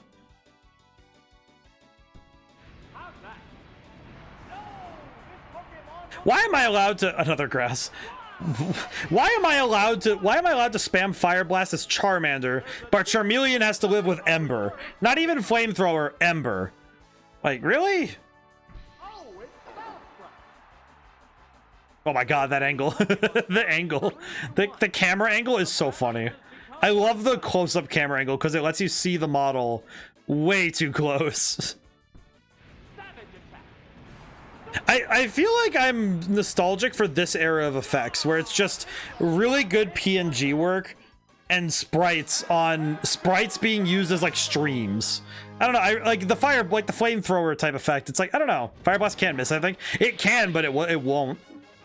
At least not until it's inconvenient for me for it to miss. So what I'm understanding is the first three battles are basically the same every single time. Yeah, it's the same. It's basically the same. Why does he have a Ditto? You know what? I actually don't know what to bring for this. This seems kind of weird. I don't know. Clefairy, Charmander, Magnemite. I don't know, man. This is weird. It is interesting though when you take away the exploration side of Pokemon and it's just battling. It's like, okay, what are you really left with just battling in Pokemon? Because it lets you really analyze what the Pokemon games do, because it lets you see battles just straight up. Because it's not exactly easy to analyze battles when they're taken in the context of the regular games, at least in my opinion, because oh, okay, he actually looks kind of cute asleep. Wait, let me see the camera. Let me get him. Oh, look at him. He's a baby. Look at the boy. Oh, I'm sorry I had to do this to you, little one. Let's you focus on the violence. More specifically, it woke up one turn. I see. Well, too bad for you. You woke up just in time to see this. That really? What? Just kind of seems like there's no reason for me to use other moves. Ekin? Wait, did he say Ekans? Wait a minute. Go back a step, announcer. Wait, scroll the tape back. Did you say Ekans? You said Ekans.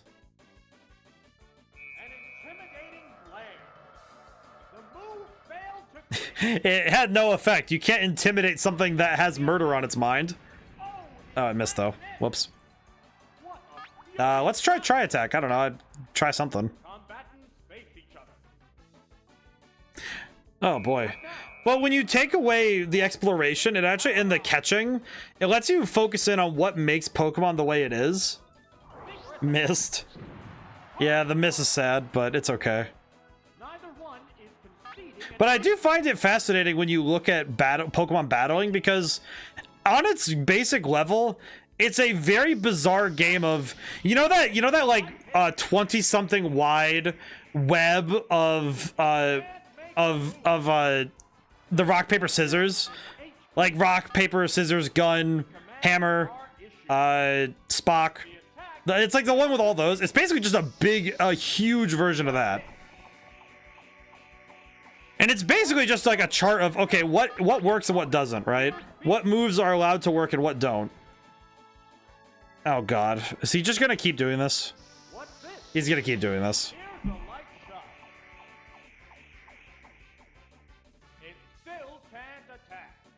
Pokemon. I'm gonna swap to Magnemite really quick and see if that'll work. But this game, like, it's interesting. That's why Ekans is good. Yeah, Ekans is fantastic. I feel like the key thing to me about RPGs though is that when you have elemental damage types that change how you can handle opponents, I feel like when it becomes inherent to the Pokemon, because Pokemon's whole draw is that there's hundreds of the little dudes, but when there's hundreds of creatures that you can have on your team, it's almost impossible to truly come up with balance, because you've created a method by which every single team, 100 little dudes. Yeah, 100 little dudes. It's 100 little dudes, man. But when you're looking at how Pokemon works, though, it's almost impossible to balance because of the fact that you have so many options for your teams that you can't actually fathom all of the combinations. Because think about in Scarlet and Violet with a Pokedex of 400. You have 400 Pokemon, and I know that a lot of them are like, oh, would you rather have 100 little dudes or one 100 size dude? I think one 100 size dude would be hilarious to look at. That would be fascinating. But when you look at how the Pokemon games kind of evolved, it's like, take 400 Pokemon, and I know that some of them are evolution chains, and that's fine. That's one thing. And I'll come back to that in a moment. But when you look at generally what you're getting from these teams, I think we'll do that team. But when you're looking at what you're getting from that, it's you have 400 to the nth power. It's like you have every combination up through to like having, you know, like you can even have like teams of just one Pokemon 6 times over. But it's like, trying to think. What's the formula again? I'm gonna look up the formula very quickly for this because I'm thinking about it now. Oh, you know what? I want to swap. I do want to swap. That's a Shelter. Pokemon Magnemite. Okay, swap. I'm gonna check something very quickly. Changing Pokemon. That Pokemon must not have been the right choice. Oh, it's Magnemite. Calculator. A massive explosion. Severe hit. Wow! Going down. This is a wild one from the word go. Oh, I did it wrong. I see. Oh, it's Voltorb. It has to make up for lost ground. The remaining Pokemon count is 3-2. This battle is still up in the air. But it's like you have 400 options, and I feel like having. What just happened? They're staring each other down. I looked down for half a second. I didn't even see what happened. What on earth? What did Shelter do? Sonic Boom. Oh, What did Shelter do? I looked down for half a second because I was like, oh, I was trying to figure out how many combinations can you have of 400 individual things, right? there's a big difference. Pokemon, check. I want to swap to Clefairy because Magnemite's dying. But the thing I'm thinking of right now is, okay, if you have 400 individual things and you can have each of them in combinations of 6, that is just millions of combinations that you have available to you, and it's just like, okay, how do you even comprehend how many combinations there are? It's like, even with 5 things, even with just 5 combinations, with like 5 options, and you come up with different ratios, and why do you keep exploding? Wow, it exploded. Oh, I'm beginning to see what happened. Wow, going down. I think I understand what happened now. There's a difference. He keeps exploding, doesn't he? Pokemon. Oh, it's Gastly. And I am a normal type. Count is 3-1. The battle has become The smog is so funny. The smog is so funny. Wait, what? Wait, that's a ghost type move. How come that hits me? That's a big talk. Wait, that's a ghost type move and that hits? How does that work? the next What is that nonsense? Are you telling me that he can hit ghost type moves on a normal type Pokemon, and this is before it was a fairy type? What? How does this game? What? is 2-1. Why? Combatants are making sparks fly. Because, okay, so Earthquake doesn't hit opponents that are using Dig. Flash. Heavy damage. Apparently, this thing is just a demon. What's this? Yeah, it's a hit. I don't understand.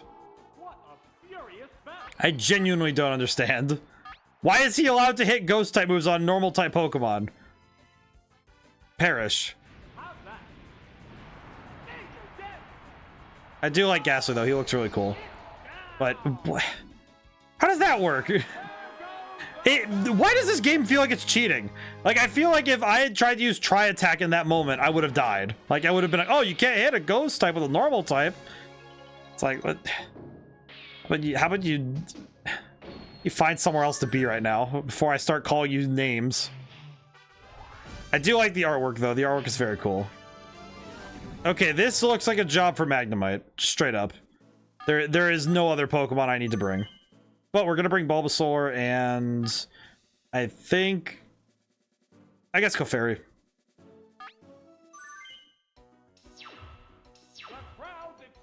It is interesting though, they have the same 8 tracks for each level of the tournament. Because I'm noticing that. Thunder, I guess. Just spam my best move and hope to God. Choplore? Why is his name Choplore? Kill him, I guess. Oh my God, he's dead.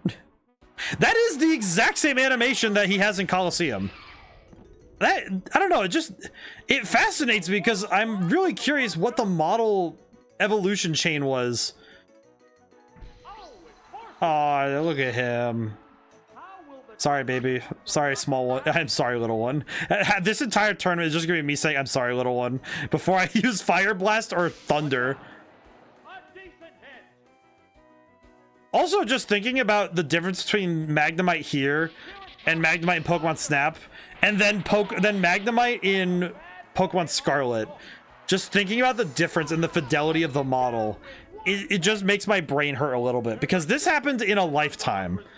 The change, I think that's the thing that I want to make clear in this series, and by extension the evolution of, like, just through playing in general. I genuinely want to make it clear. Hi, Caring Poo, can you please send a message so I know that you're real, because I am worried.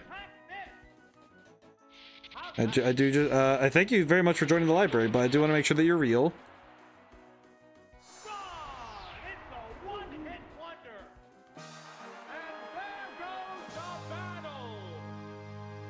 And check something very quickly.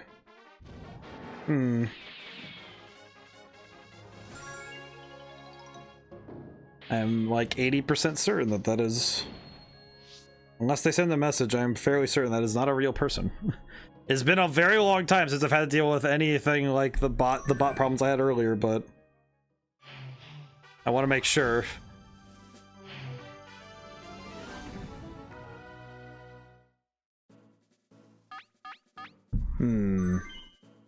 Oh, let's see, what do we got? I'm gonna do this really quick, but oh, it seems like they're not sending any messages, which is kind of concerning, so I'm gonna delete that really quick.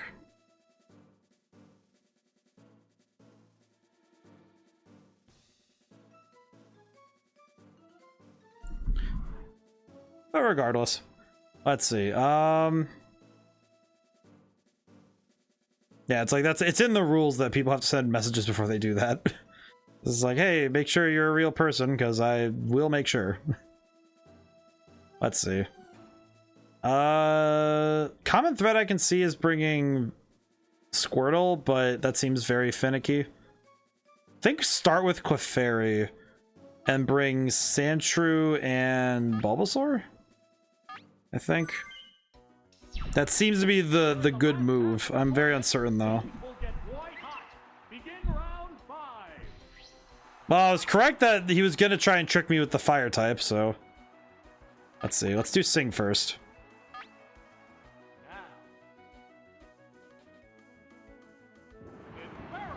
Oh, that sucks. I need some more water.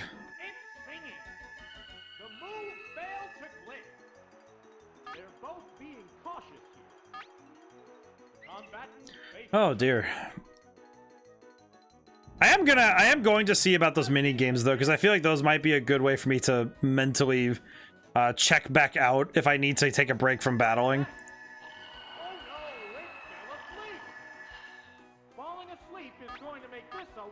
I would imagine. Is he gonna wake up right away? No, he did not. Oh, thank goodness. I was gonna say, please don't. I was gonna say, please do not tell me he's gonna wake up turn 1. Kind of just have to keep swinging.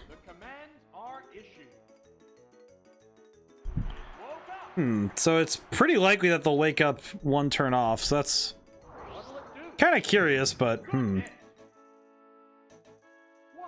furious It is fun seeing a game like this as an adult, because at this point in history, the game is about 20 years old now, roughly. It's about 23.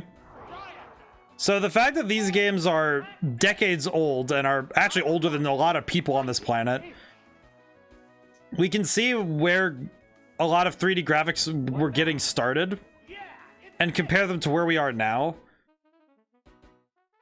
Honestly, I feel like this game is doing things, though, that creatively some of the games nowadays aren't doing, which I think is actually to their detriment, because they're making use of effects that actually communicate the ideas really fast, rather than just being, oh, we're gonna make these really flashy and really big expensive moves, rather than with our graphics, rather than trying to do like just having fun with it and being character true. So I don't know, I kind of appreciate what this game is doing with what it has available to it.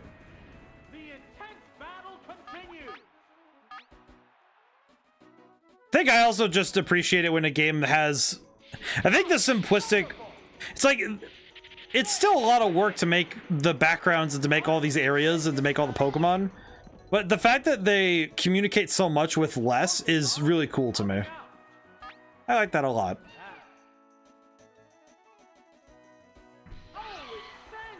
Because they're doing a lot with very simple animation. Let's do Rock Slide. I think Rock Slide might be enough, maybe. Why do you know Bubble Beam? Why do you know Bubble Beam? Looks like a bad Pokemon choice. Well, oh yeah, bad Pokemon choice? Telling me that's a bad Pokemon choice. Sandshrew is great. Look at him. Look at this lad. He just slapped the Goofy out of that cat. I was somehow correct that he was gonna do this. Okay, well, the way I see it, Poliwhirl is going to take out Sandshrew at some point anyway. If I can get one good hit off before I swap to Bulbasaur, never mind. Okay, so it would not have mattered if I had swapped to Bulbasaur first. Also, this means that he's not going to get hit on the way in, which is good.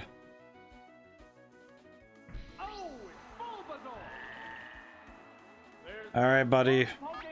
I'm gonna use Mega Drain because I think Poliwag is faster. Also, this game makes it actually clear that Poliwag's. You have got to be kidding me. Okay, now I know the game is BMing. Now I know the game is BMing because that is really unfortunate. Oh, you have Ice Beam and you also happen to have the counter to the Pokemon I chose. Is that what I'm understanding? Deleted. Like, really?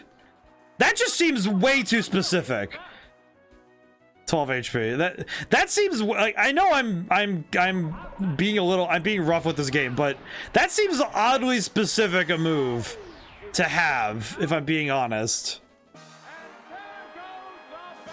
Like, that seems way too specific a maneuver to be on accident, in my opinion. I swear to God, this game has quarter eater moments.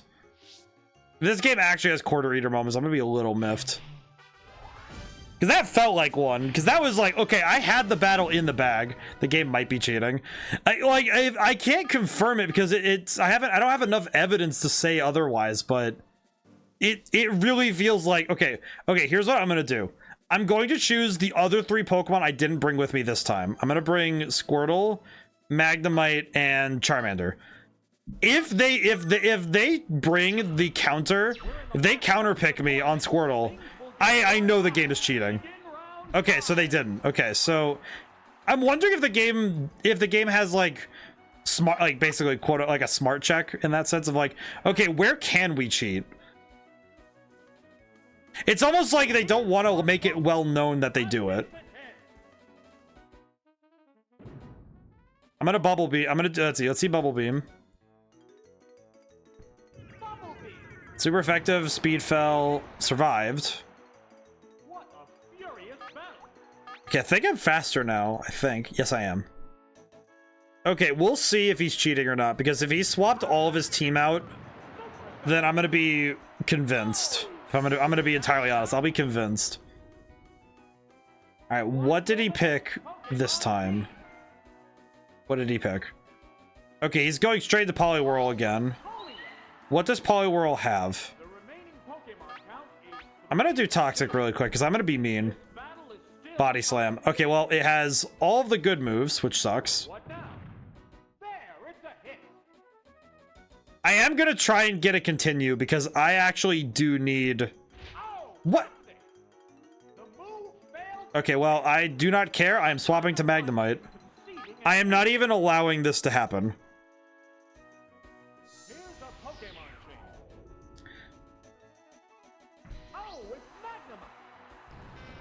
Oh my god. Okay, yeah, this game is... I'm very curious how it was able to get multiple paralyses at the same time. I swear, if I get stonewalled on this after swapping to the counter pick, oh my god! You've got to be kidding me. I feel like there's a certain amount here that is not okay. Yeah, so I think the game knew. It's like if it happened twice in a row, I'm pretty sure that this person's gonna go return this game.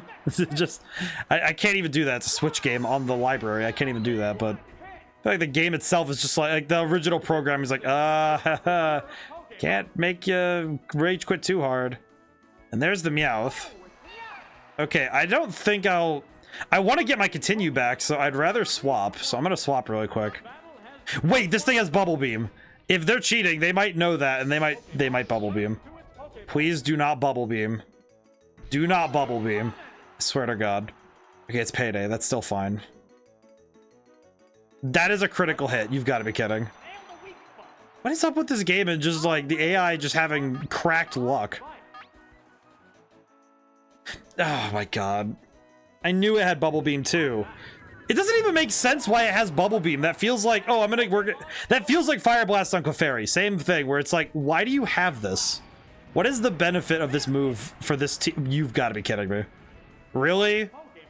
Okay, if I swap to Magnemite, I might be able to cheese this, maybe? I don't think I can do this without taking it.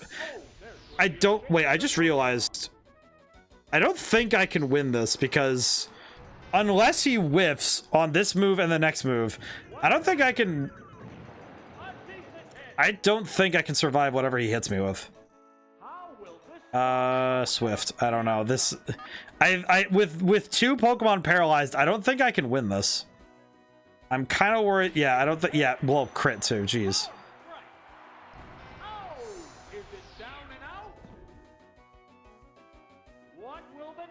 I guess Squirtle, but that.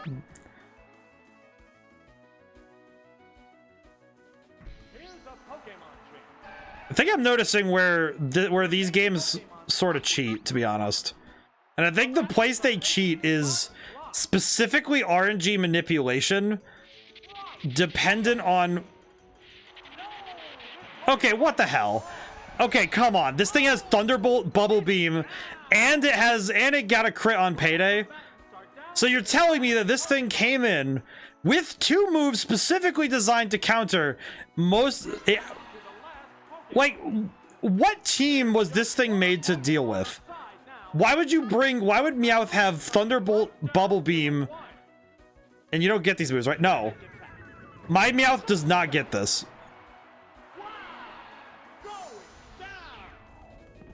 It really does feel like there is something going wrong there.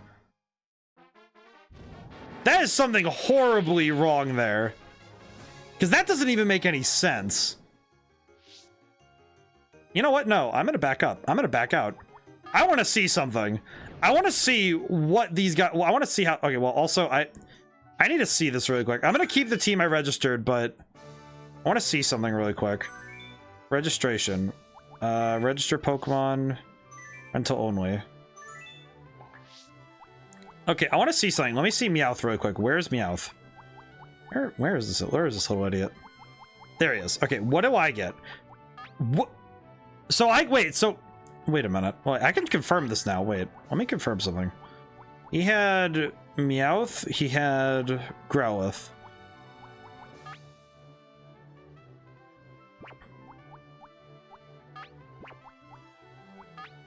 So it seems like... Hey, what's this button do? Viceroy!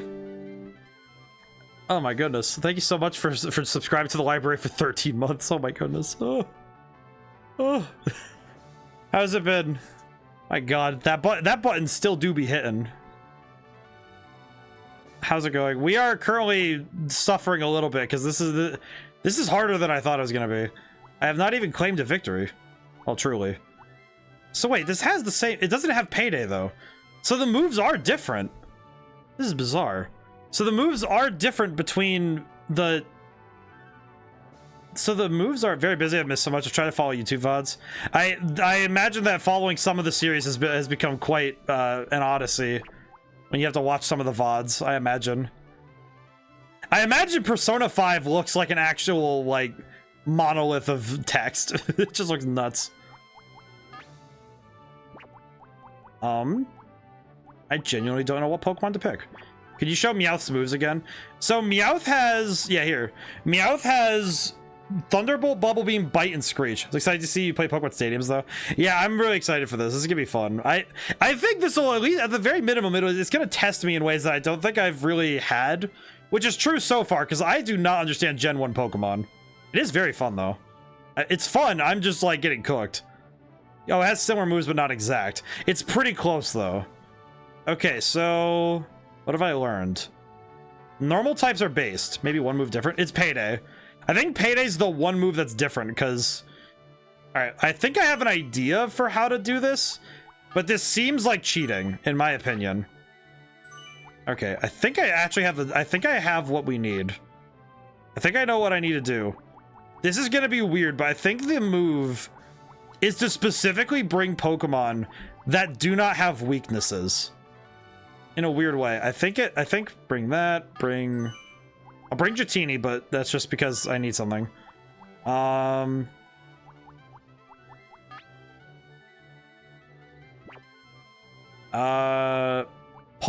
has... Okay, Poliwag would be good. Yes, okay. I think I have an idea, but I'm a little bit confused. All right, what are the rules? I just want to see the rules again.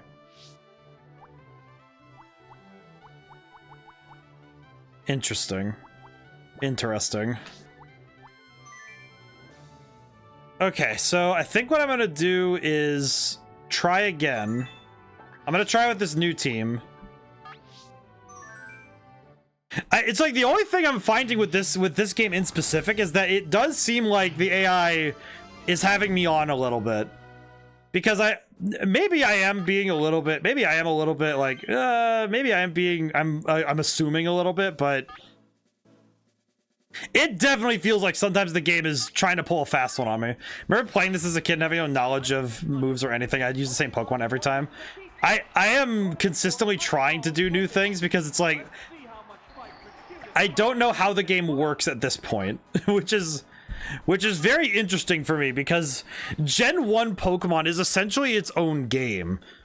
I just looked into it, and yeah, you're not the first or only person to notice the RNG is weighted to the NPC opponent. Oh, so it is. So they actually weight it they actually weight it that way. I see. Interesting. That's kind of surprising, to be honest.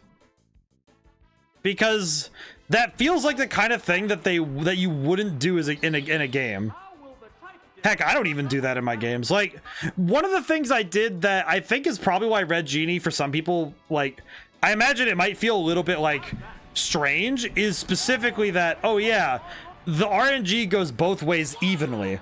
Whereas a lot of modern RPGs, what they do is they give it a curve. An enemy opponents know moves they should never be able to learn. Oh, like that one Pokemon that just for some reason has... That kind of seems like that seems like something that this game would do. But I think I know why. It's a design choice that came from the 2000s that I don't agree with it, but I understand the logic, and it's the fact that these games tend to have what I referred to it earlier as a quarter eater moment, and the reason that I discuss it in this term is because what I think these games are trying to do is they're trying to get the, oh, we need the home console experience, but we need to make it so that the player can't just beat the game in, like, if they know enough, they can't just beat it in a single go. We need to have these moments in the game, whether through RNG or through, you know, just level design, that specifically are there to trip the player so that they can't finish the game right away. This was especially prevalent in NES games, where a lot of these games were built specifically like, oh yeah, they're built specifically to be you know, like, played for hours, but you're not supposed to beat them in hours. It's supposed to take you, you know, a long time. But home consoles need to offer more than just an arcade game, so they need to do more. And I think this game is still part of that trend, of that design philosophy where, oh, we're going to have it so that the enemies are going to cheat because we need to extend the game time. Because I mean, look at how long it's taken us to get to this point. It's already 2.5 hours of play. Some are built specifically so you buy Nintendo Power to learn the cheats. I see. That is awful. Clever, but awful. But that's exactly what I mean, though, is that this is the kind of thing that game devs would do. And this is going to be bold of me, but they still do it. They still do it.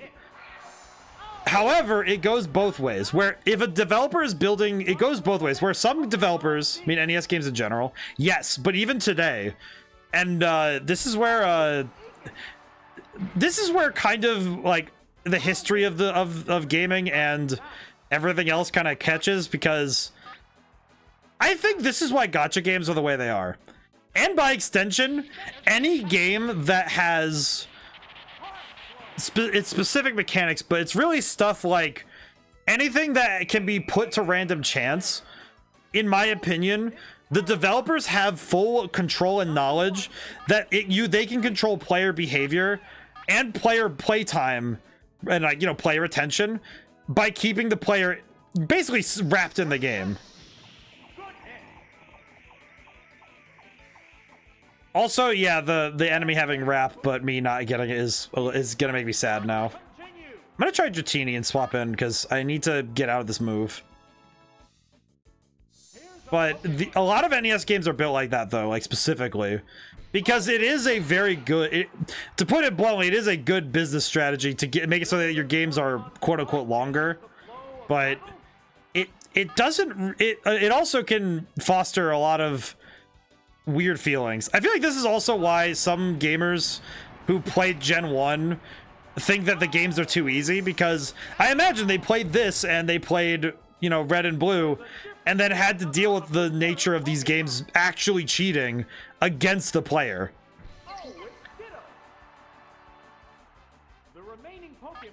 So if you're looking at something like that, if the game is actively cheating, then yeah, it's gonna be harder, but not for the reasons that we think, which is going to be really upsetting.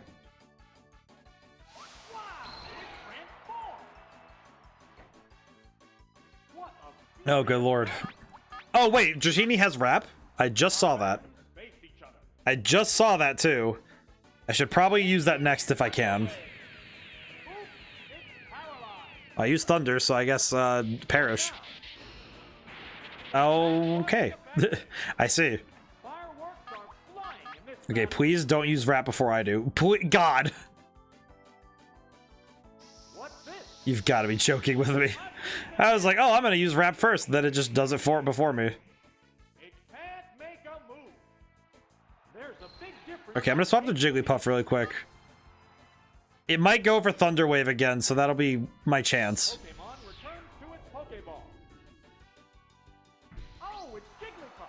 God, Jigglypuff looks so weird in this game. Let's see. Psychic. I just have to hit him once. As long as I land one good hit, I'm good. But yeah, no, it's... I think that there's a big library of games that will cheat to get what they want. What is cool, what is interesting is that there are some games that you can see where the game cheats on your behalf, specifically to give you a buffer so that you're able to learn the game. But I do think that is very, I think if there's gonna be RNG in a game, I feel like you're just gonna have to let it run as it does.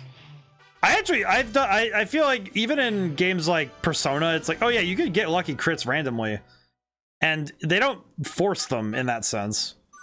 Let's see. Oh, this is the guy who would explode. So I need to bring Jigglypuff, Clefairy, and Dratini. This is the guy that was using explosive moves, and I remember that now.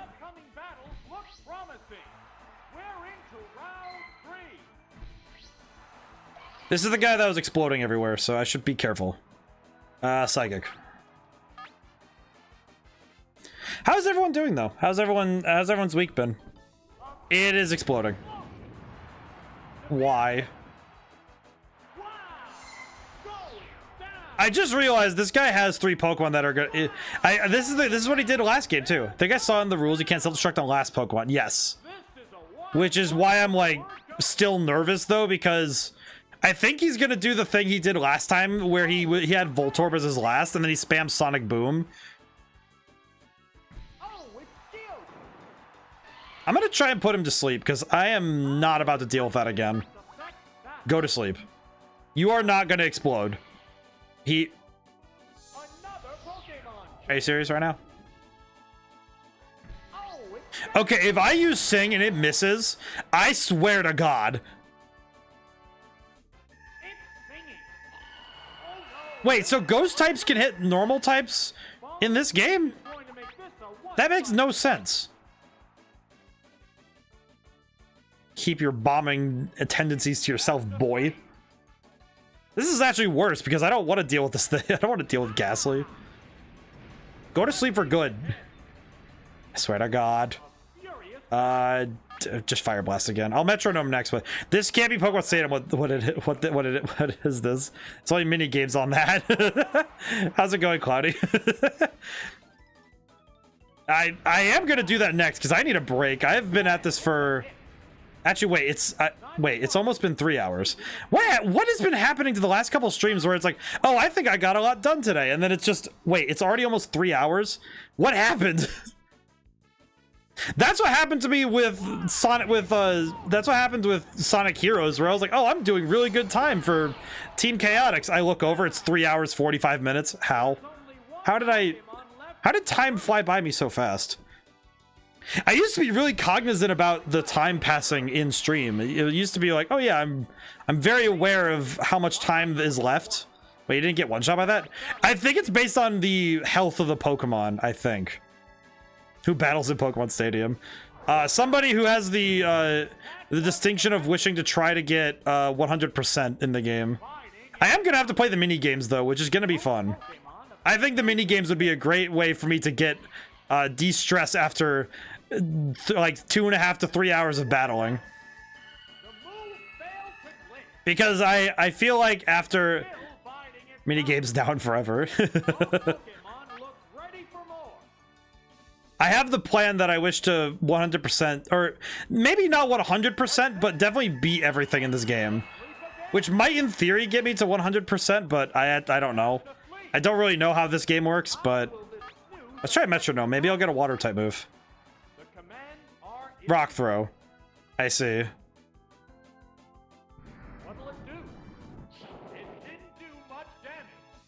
It looks like you didn't do anything. Maybe you should try being better at the game. Cheat more. Bring a Charizard to the baby fight. It withdrew its head. How? It doesn't even have a neck. How did it withdraw its head when it... Please explain to me, game. How did it withdraw its head when it has no neck? Please explain to me, game. How did it withdraw its head from into its body when it has no neck? I want to understand. I need to know. Help me, game. I know Bide fails if I don't hit him. Just this battle is so stupid. This game is giving me an appreciation for Clefairy, though. No help, only suffer. It just missed entirely. That's a miss. I love this game. Oh, Vine Whip. Oh, hey, a move that will help me here.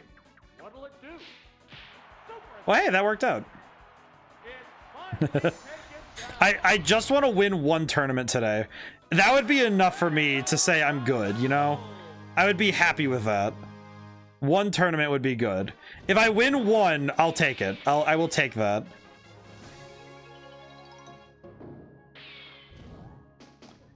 I think if I can win at least one tournament, I will be happy with myself. Oh god. Who is this guy again? Okay, he has water types, so we'll bring Dratini, Meowth, and Clefairy. Just brain is just like I will say though, I think that having the variety, I think the coming months, the variety I'll be getting to play will be a lot of fun. I'm looking forward to this because I don't know, it's fun getting to play something like this, you know, just like, oh hey, I'm gonna play the Pokemon Stadium, the battling game specifically. I think, you know what, I just realized that's probably why Battle Revolution wasn't as well received as the Stadium games. Even Coliseum, Coliseum was really fantastic, but I do think that the lack of additional modes probably did something to make people's interpretations of the games be like, are you sure? Like, Coliseum is still fantastic. It's 10 out of 10 story. But I also think that with these games as the backdrop, I can see why people would be a little bit leery. Because this game, like you guys are saying specifically, like, Coliseum was a full-on main game spinoff. Yes. But it has the DNA from this game. And I've seen that in the animations and a lot of the, like, battle work. Because a lot of the animations from this game are actually pulled and used in Coliseum. So what makes me curious about this is I think that when you make a spin-off that's focused on battling, it might be the same reason why we have the fishing mini games. I remember I watched a video about this. It was the idea that we have a lot of fishing mini games in video games now because it lets us take a break, because it lets our brains work on something else when we've like overtaxed ourselves on the main game, you know what I mean? So like with this game, the main game is battling. So when we've overtaxed ourselves, yeah, they reused a lot of the stuff from Stadium for Coliseum. Yes. And I think that that's why these games feel very similar, but this game, okay, well, Thunder's missing a lot, so I'm gonna swap. I'm gonna swap to Meowth so I don't have a knockout, because I want more continues for Battle 5. Or, yeah, Battle 5.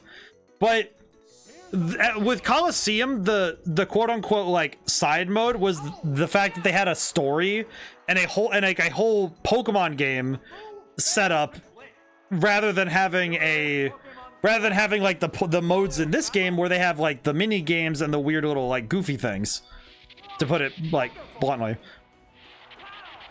And I think that difference is what makes this game and Coliseum good. And maybe why because I remember when Battle Revolution came out, I remember I saw the review for it and I was really annoyed because I was like, well, why did you guys review it badly? It's fun.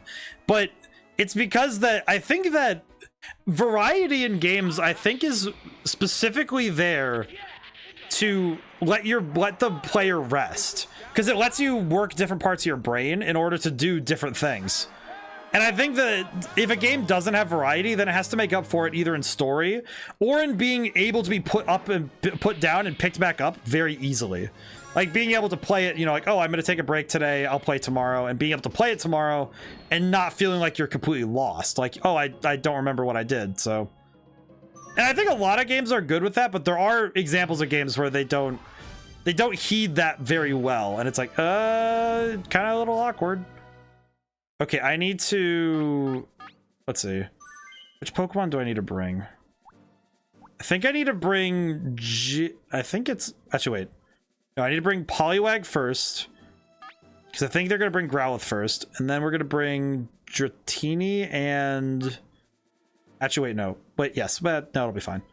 And I think... Clefairy. I think it should be fine.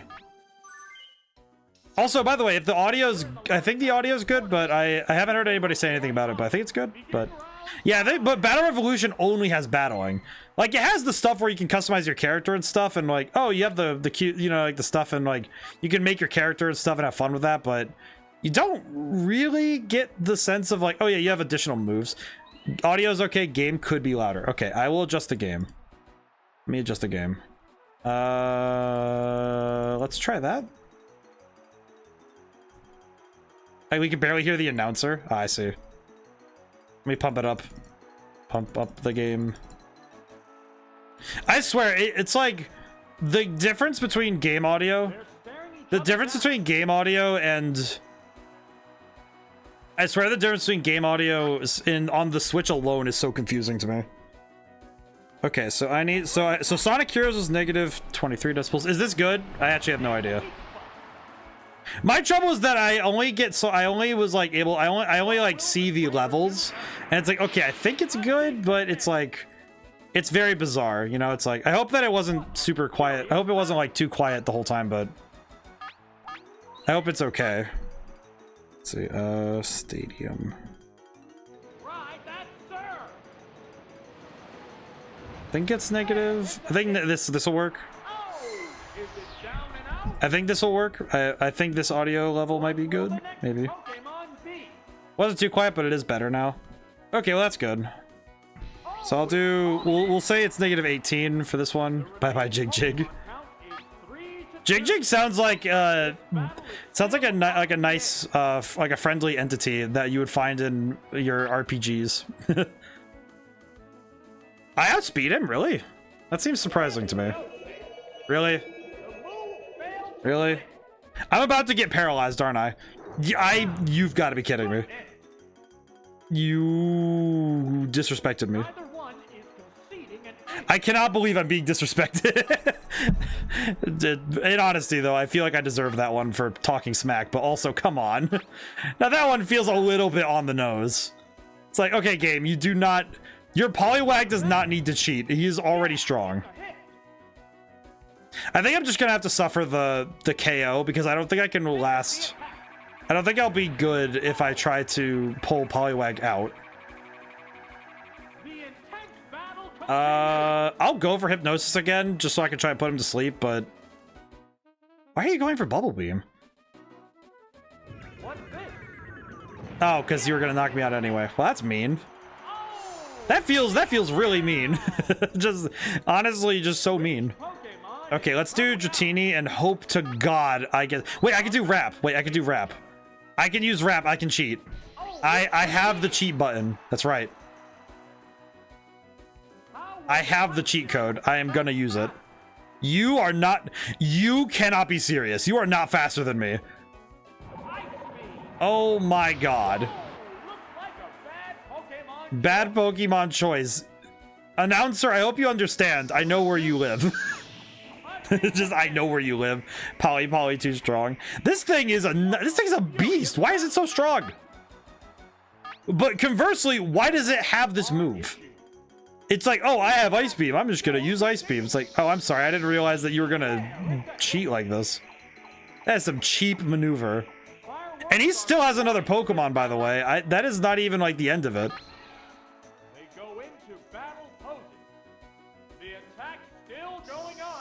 Okay, I think after this one, I get 3 turns of it, so I need to swap now if I'm gonna keep Dratini.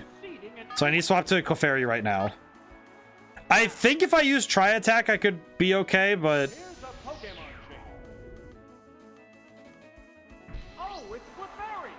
This is gonna suck. I already know. Yep, Ice Beam. Please don't freeze. Please don't freeze. Please don't freeze. Okay, but a critical, which still hurts, but okay, that's fine. Okay, yeah, I'm going for Sing. I need to put this thing to sleep. Go to sleep! I do not care. Please go to sleep.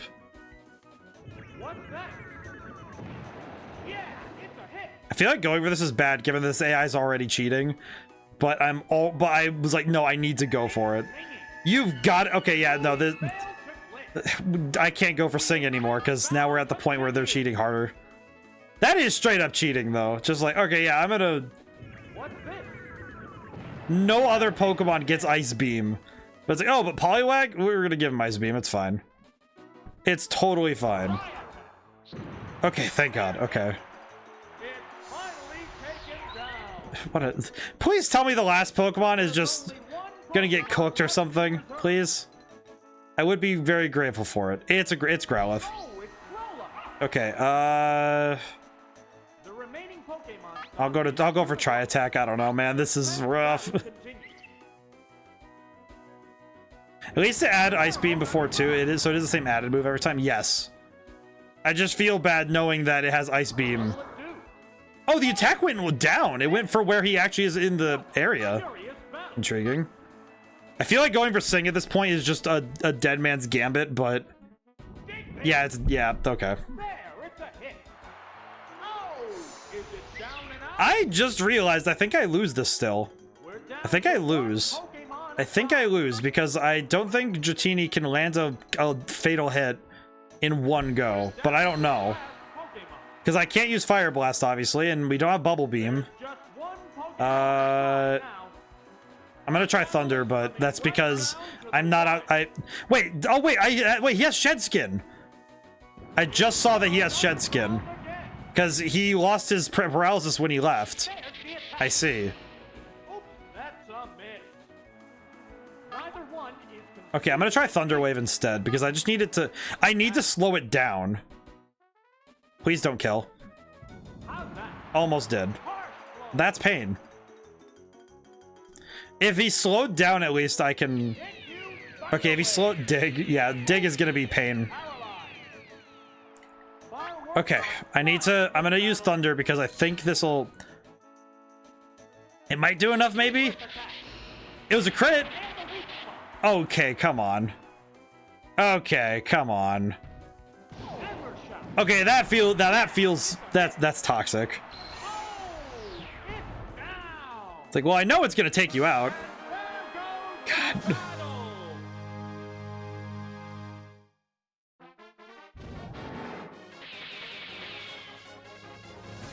It's just like, ow. It's like, I just got like bodied and it's just like, ow. Okay, so they're consistently bringing Growlithe and Poliwag. And the third Pokemon is either Meowth or... Actually, it's always Meowth. Okay, so I need to lead with Jigglypuff, I think. Also, Dratini, no water moves, yeah. I'll bring Meowth this time, because Meowth does have Bubble Beam. Actually, wait. Nope. Poliwag actually wouldn't be very good for this one. Given what happened last time... Actually, let's do it this way. I think I have an idea. If I lead with Jigglypuff, I'm gonna go for Sing off the top. Okay, well, oh wait. No, this will work. This will still work. I'm gonna go for Sing. Actually, no, I'll go for Submission. I'm just gonna hit him. To hell with status effects. I'm gonna hit him.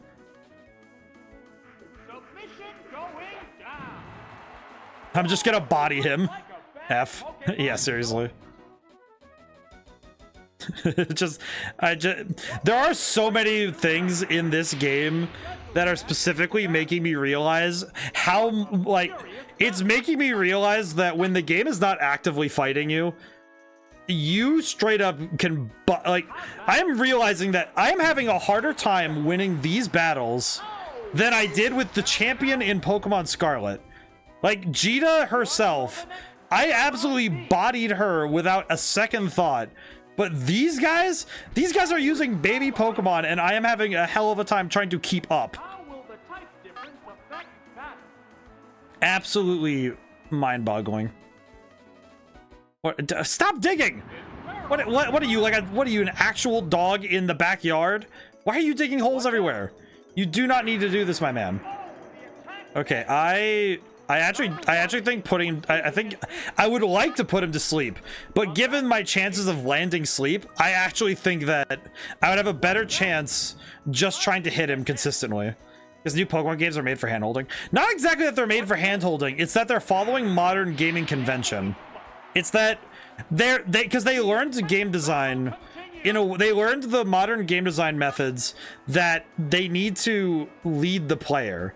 And also the Pokemon games that back then were, I think the generation of kids changed.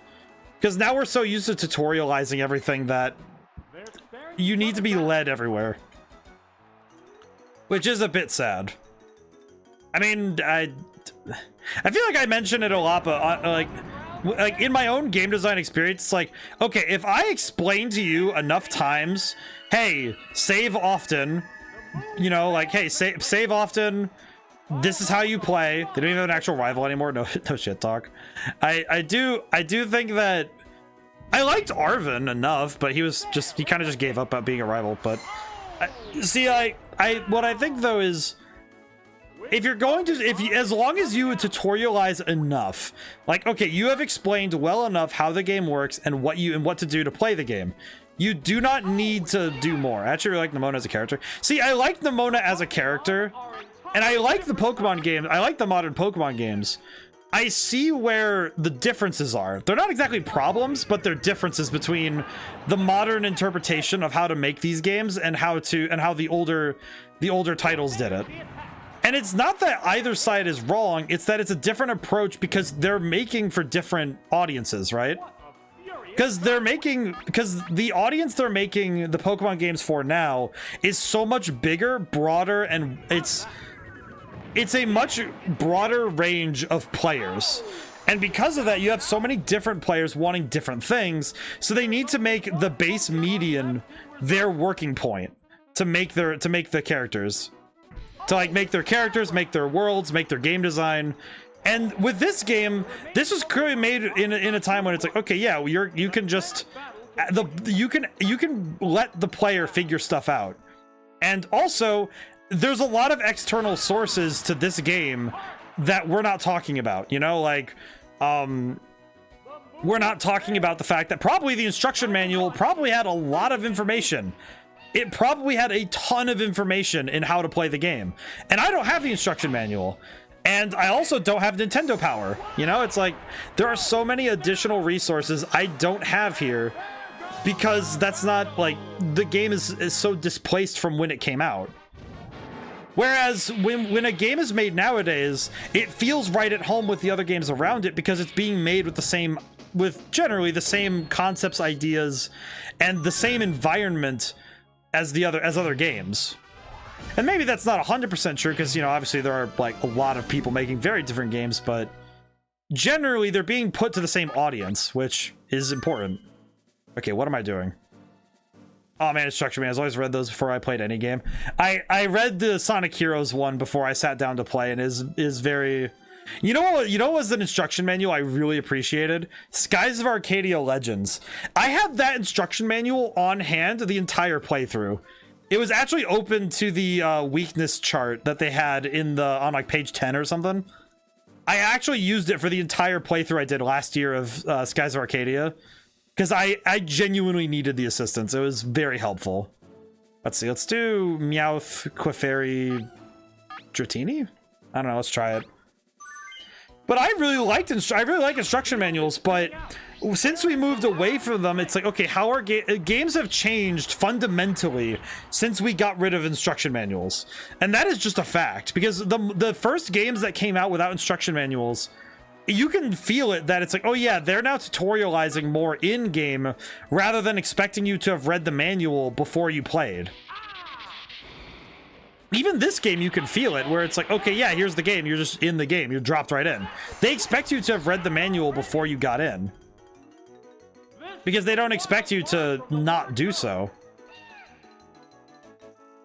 And, you know, similarly with, like, newer games, okay, well, we don't have instruction manuals. How do we design the game? Oh, we're gonna have this tutorial level, like an area. The second Professor Layton game had a plot-based puzzle as a thing in the instruction manual to solve it. You could solve it in game, just less malleable than paper. See, that's a very cool way of using the manual, because that's really cool. And I liked it. I also liked it that manuals also included the story prep, like. They gave you the information you needed before you started getting into the story, and that let you learn what the game was gonna go for, and then you can be with it first page. Oh, it's Diglett. Oh, look at the baby. The remaining Pokemon We're finally winning though. But it's not that either side is wrong. Like that's actually kind of the thing that I would like to make sure is clear, is that neither design philosophy is wrong, because it's really just proof of the evolution of the medium. Because we moved away from manuals, it's like, okay, well, games are now coming out digitally. They don't come in a box, so we're able to just show the game. We're able to just give you the game, but you don't have a manual. So we have to design our games from the ground up to be able to be played without these books. So they have to have everything in their experience when you start, which is really different, and it's an entirely different system by which we now show our games.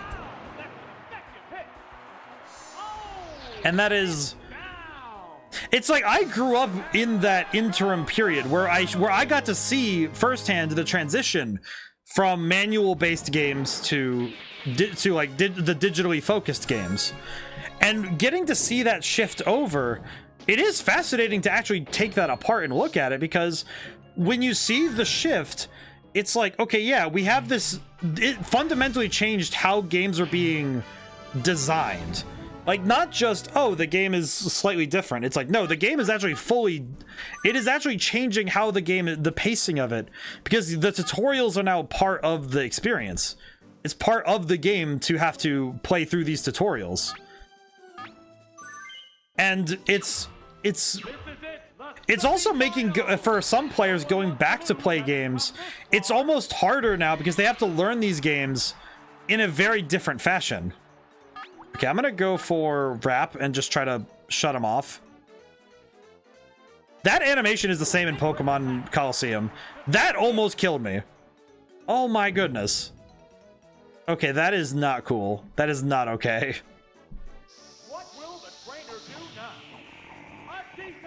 I probably should have gone for Thunder Wave so that if I needed to go for Wrap, I could have gone for it again. Okay, well, we're just gonna let this... We're gonna let this do its damage, and then I am going to think about what I'm gonna do next, because that Double Edge is gonna kill Dratini no matter what I do. There's a big difference in HP. Okay, I think this next turn... Yeah, I get one more turn with Wrap, and then I have to switch out. I think if I swap out to Clefairy... I think I'll be fine. This Clefairy's defense is pretty solid. I do like the music in this game, though. The music is very good. I'm fascinated by manuals, specifically like how they were made and how that developed over time. Not a lot of information out there on the topic, but you can tell in the day where some manuals were running off the writer's own theories and they were sticking too close to a design document. And which ones were sticking too close. I think that's true, because you can tell when the manuals were written by a writer versus when they were written by a designer. Oh my god! Oh, that's pain. That's not good.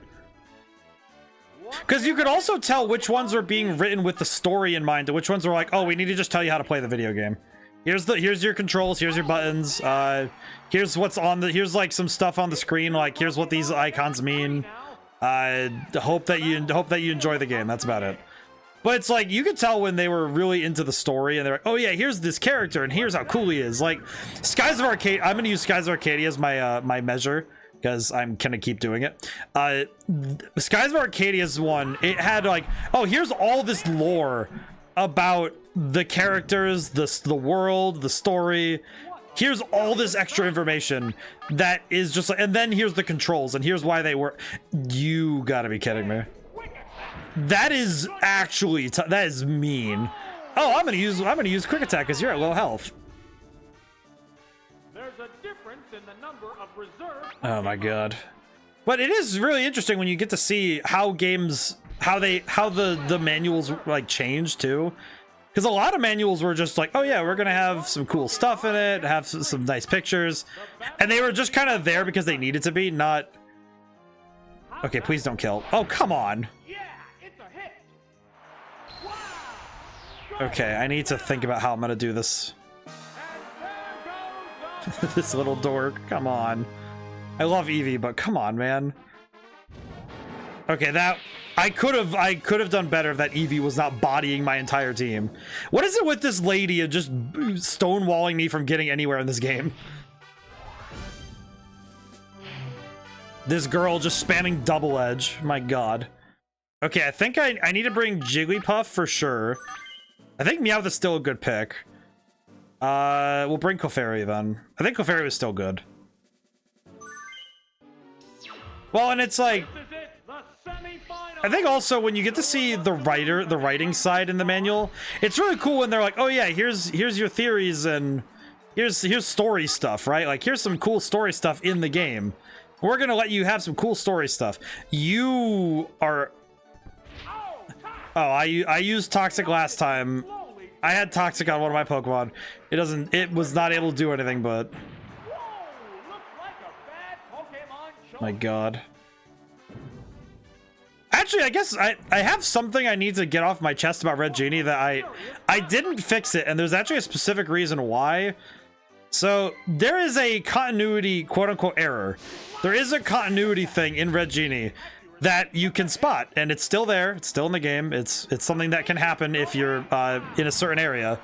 Basically, the moment you get into that first town, like you get into the town, and if you decide not to go to the chapel first, like you don't go to the church first, right?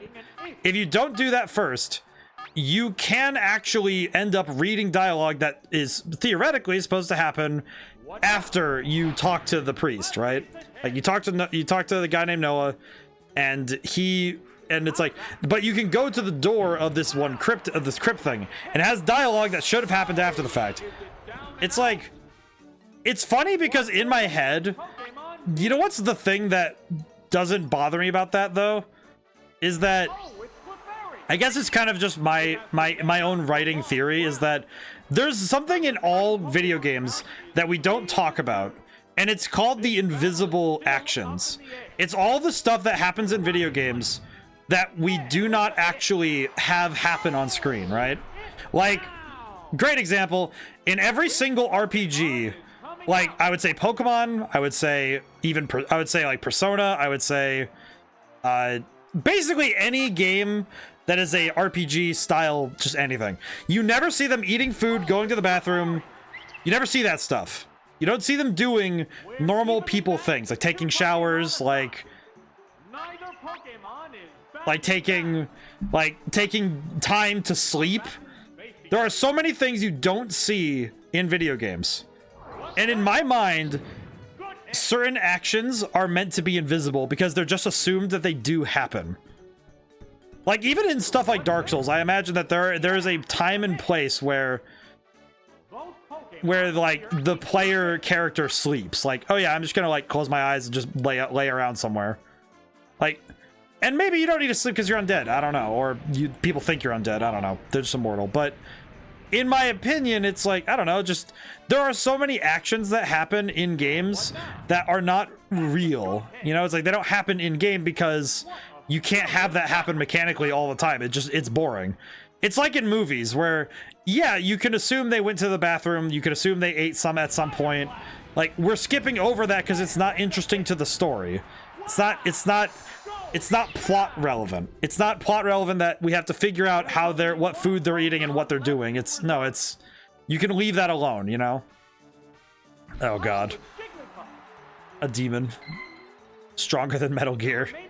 Fire Blast. Just go for the strongest I got. Hit him. Okay, I'm still faster.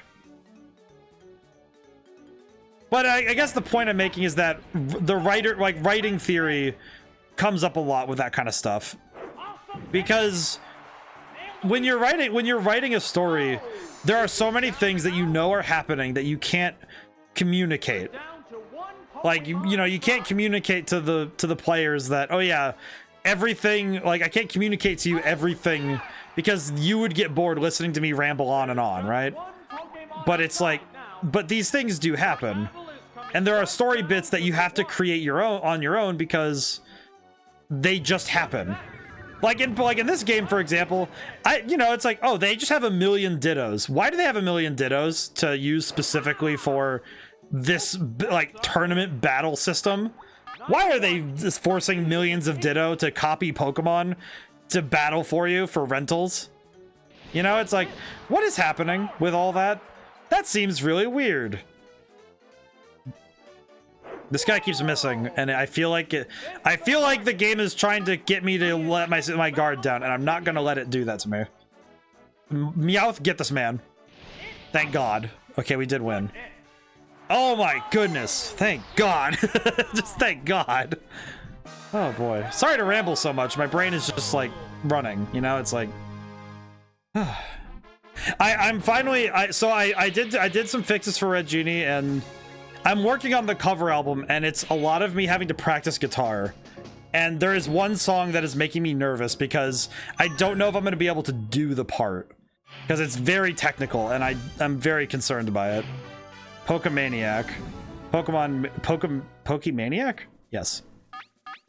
Okay, let's see. 2 poison types. 2... Okay, so I want Poliwag. I think I want Meowth just in case. And... guess Dratini. This is it, the final battle. Who will bask in the glory of the championship? Oh god, that Psyduck looks great. He is having a time.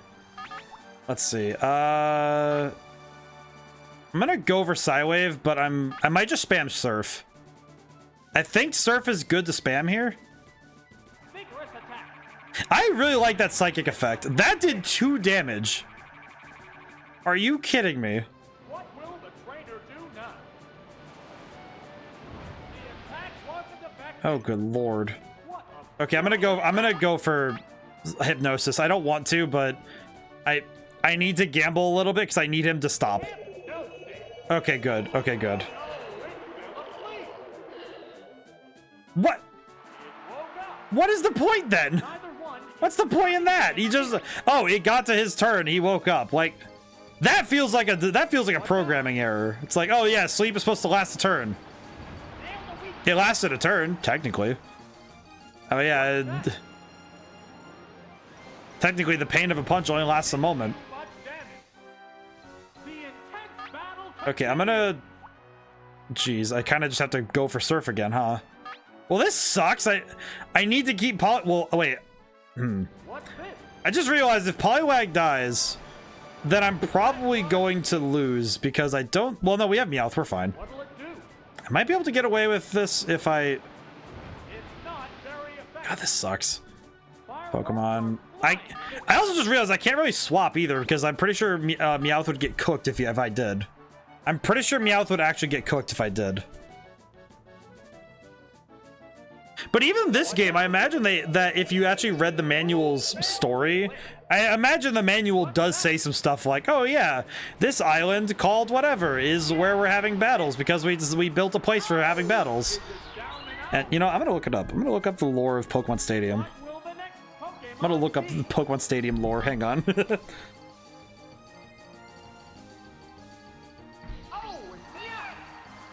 It has to make up for lost ground. How will the type difference affect that? Does not have a story in a well-defined world. I see. Okay, Thunderbolt, please just kill him. Thank God. Let's see. Thunderbolt! Originally intended for the 64 DD. Oh, It's interesting because it's one of the best-selling N64 titles. which Pokemon is coming out? Yeah, it's just a battle. It's just all battles. Oh, it's Omanite. The I just Pokemon looked at all of the are mini games, different types. and I am going to be here for a while, aren't I? I am going to be here for a while. Those mini games are going to keep me here for a bit. What's this? Whoa! Looks like a bad Pokemon choice. Oh, good God. There's the attack. Why do I have the feeling this little baby is going to destroy me? Oh, he did. What? Take it down. You're telling me that I hit him with super effective damage. Only one Pokemon. I hit him with super effective damage for barely a third of his health bar, and he one-shot Meowth. Oh, it's Sure, I guess. It's one Pokemon against Okay, two please, now. Thunder, actually kill. Tense battle continues. Thunder, please kill. Vigorous attack. I... Oh, the attack. You are... You're... Blizzard. Okay, yeah, game is... Now that's just cheating. Now that one's just cheating. Oh, hey, I'm gonna bring Blizzard on an Omanite. Yeah, that makes sense. This guy looks like the kind of guy that would ruin people's playthroughs.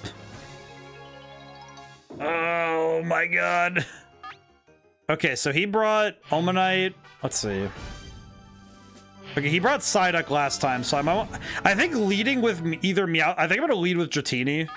I'm gonna lead with Dratini because we need those thunders early. I think Clefairy and Meowth are good. I think leading with Dratini this time will be the move. Because if he brings Psyduck again first, then I can go for... Of course he swapped! I don't know why I expected anything different, but at the same time, I'm still very cross with this. Okay, hopefully this lands. Okay, a burn and lots of damage. That's pretty good. Of course, Toxic. Ugh. Okay, I could swap really quick just to get rid of this, because I know Dratini has Shed Skin. I can swap, so... Pokemon... I could swap to Clefairy really quick.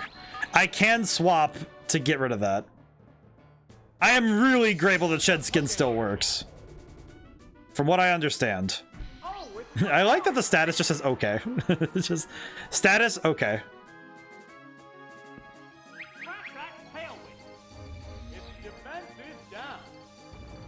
I like that Nidoran actually looks like a freaking rat. Why does... I don't know, it's just fascinating that the Pokemon actually look like their animal... inspirations in this game, rather than just being... Is this guy gonna toxic everything? Good lord. Good lord. Oh, for... This boy do be... Okay, okay, I'm gonna swap to Dratini again. I'm gonna swap to Dratini again and see if I can... I swear it has Shed Skin, right? I hit the wrong button, didn't I? Well, he keeps going for Tail Whip, which is good for me, because that means he's gonna die to burn. That also means that Meowth is gonna get cooked if he gets hit. Yeah, that defense down is gonna kill him. Oh no, poor boy. Oh no, my boy. He's gonna die. What did he swap into? Dratini? Why do you also have this? Okay, let's see. I'm gonna go for Bubble Beam. If I can lower his speed, I might be able to do something about him, but with the other Pokemon. I also just realized I don't have any moves that are really going to be effective in this battle. Okay, let me think. I probably should have gone for Screech instead, but I'm gonna go for Bite and see what happens. Do not wrap. Oh, Dragon Rage, that's worse. That also means I can't send out Dratini against this one, because I don't have a Dragon-type move. I don't have a Dragon-type move, so this is gonna be a bit agony. Okay, I'm gonna go for Screech and try to lower him down. Please miss. Please miss. I know it's not going to, but I can beg a little bit. Uh-oh. This is bad. Hope I didn't miss anything in chat. Ugh. Nope. Let's see. We'll go with Clefairy, I guess. I could try to use Metronome and go for a Dragon Rage, but that seems... Or an Ice-type move. Maybe. Something. Battle. What do I got? I could go for Tri-Attack and just go for it. Oh, for Pete's sake. Oh, God. Oh, it missed. The one time.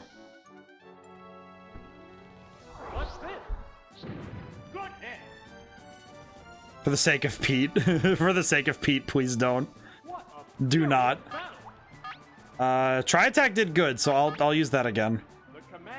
Do not hit me. Do not. Please no. Please no. Why does wait? What is Rap's accuracy? It missed. It missing that much is kind of concerning. Oh, for.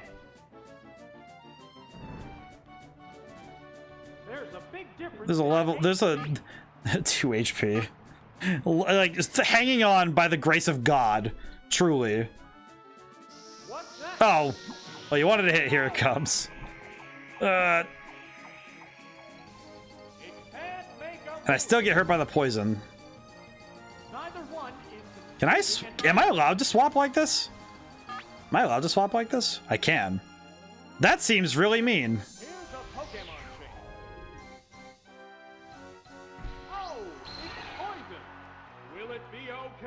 You know what's the only downside is I know that I'm not going to be faster.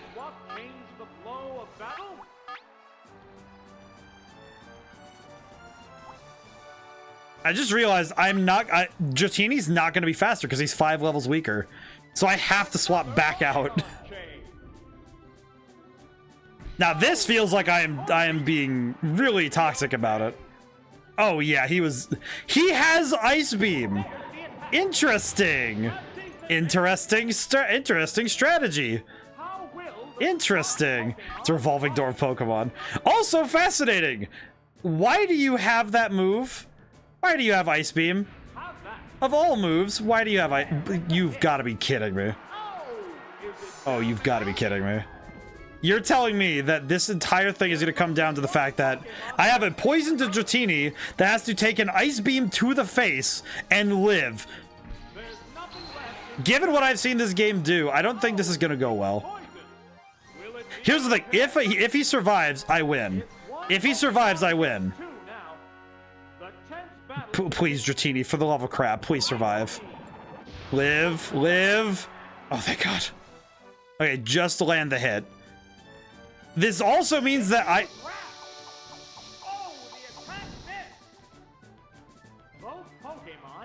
You've got to be kidding me. You've got to be kidding me. I have one more continue after this, but I don't know if it's gonna matter if he... Oh my God. No wonder this game takes 12 hours. You end up with like 9 of those hours being losing. It's like I've spent 3 hours and change just trying to beat one tournament, and I have not gotten to win a single one because oh my God. You know, if I lose this, I'm just gonna go play mini games for the rest of the night because I am not doing this again. Okay, what actually can I do? Okay, okay, I think Poliwag minigames. Yeah, there's minigames in this game. I'm gonna go play those instead. I'm gonna go play something else. I'm gonna go do something else right now. If I lose. I think Poliwag might be a good pick. Maybe. You know what? At this point, I genuinely have no idea what to do. Clefairy's consistently been good, so I'm gonna bring Clefairy. Dratini is a big question mark to me because I keep getting cooked. I think I'm gonna bring Jigglypuff for the last pick. Just win. You know what? That is my goal. I think I can this time if I... Okay, yeah, I lucked in. I lucked into some good stuff because I have Psywave. I have Psywave, so I lucked into a fight I can at least sort of win. Okay, come on. Okay, now the game really is just trying to mess with me. Yeah, now the game is cheating out. This game is cheating because it knows that it can't win this one. It's like, oh, I need you to miss like 3 more times with that Psywave because if you hit at all... Wait, what? I thought Psychic... What? Sure, I guess. I guess Psychic really doesn't have a place to do anything. I see. It is not effective against poison. I see. Okay, well, I guess Surf.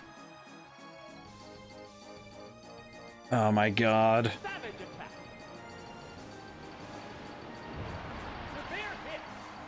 Well, now I feel like an idiot for using anything but Surf. Oh, good Lord. This just feels sad now. It's like I could have very easily won without losing Poliwag early, because I think I'm going to lose Poliwag early because of that. Okay, I have to really hope Poliwag is faster, because this is going to be rough. Psymania. Okay, it's the Psyduck. Okay. Battle, let me think. I'm gonna go for, I have to go for Hypnosis. Swapping out right now is gonna be dangerous. I need to land a Hypnosis. Okay, went to sleep. Do not wake back up. You can... What is the point? What's the point in that? That's just mean.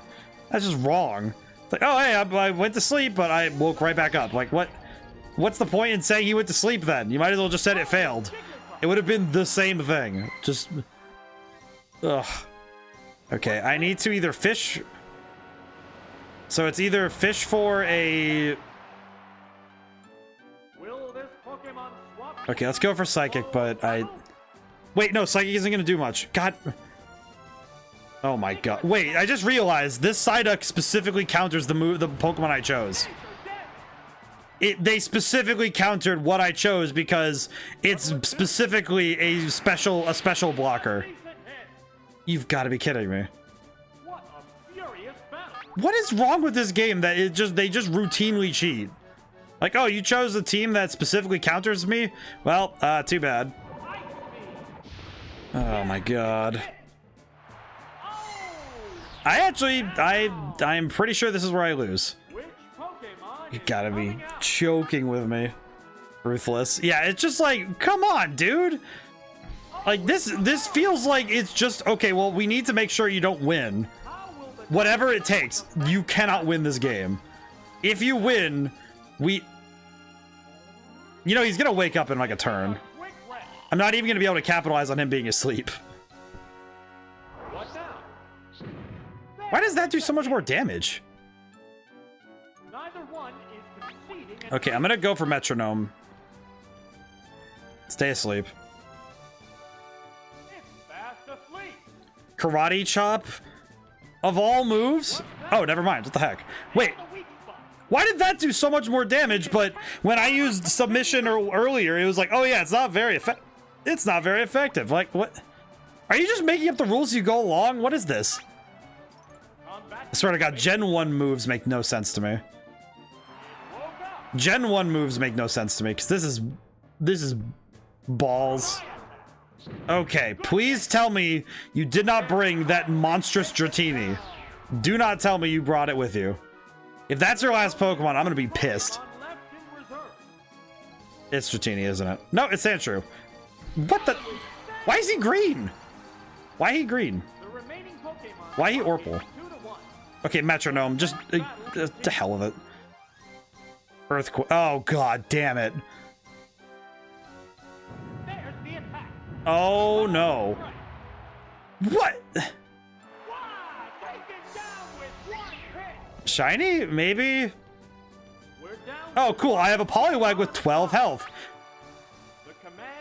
12 health against a Sandshrew, which I think means I lose, because I think Sandshrew's faster.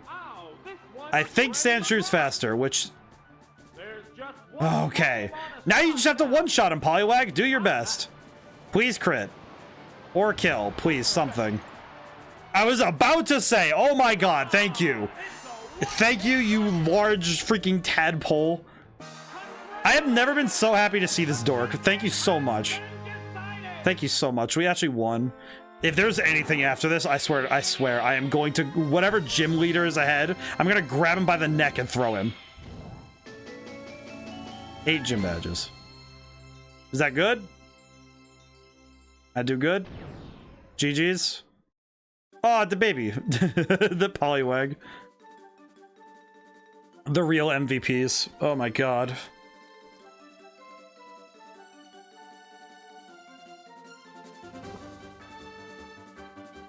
Oh, good heavens. Okay. Oh yeah, this is going... I am having the thought right now. This series is going to absolutely be one of those things that drives my brain to be even better at RPGs. I swear, this is gonna make me better. Friendship with Raichu ended. Polywhy, I guess not best friend. No, what this tells me is I need to have a Poliwrath and a Raichu on my team. That's what this tells me. That I need a Raichu and a Poliwrath. I need all of my friends. Okay, so now we have all right, so I want to check something real quick. So if I check, does it have a clear thing on it? It does. All right, so we have cleared it. We have completed the Petite Cup. So now we have the Pika Cup, the Prime Cup, and the Poke Cup left. But we are not doing those right now because my brain hurts. I'm gonna go to Kids Club. I'm going to the club. I am. Pick a game. Who's the best? What is this? Oh, I see. Pick a game. Who wants to play? I want to play. What do you mean? I play. I play. We're gonna play on. We'll play on easy for now. Oh my god! Look at this. The mini game. Okay, question. All right, chat. What am I doing?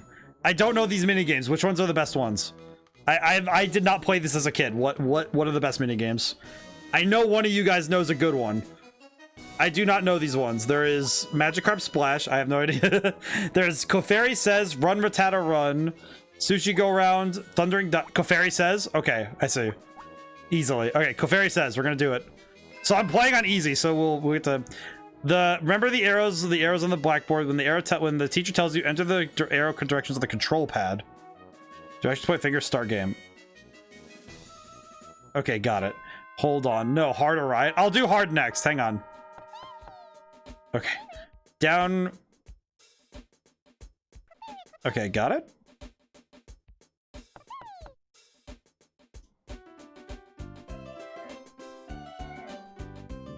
What? What do you mean I got it wrong? Down, right, up. I think I got it right.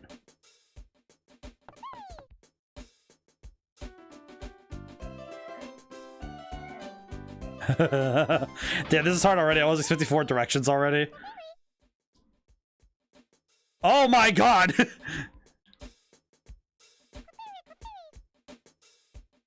think I got it right. This is gonna be great. Oh my god. Koferi, I don't know what you're...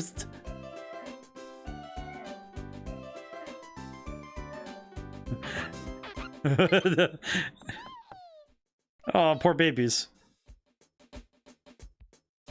Oh my god.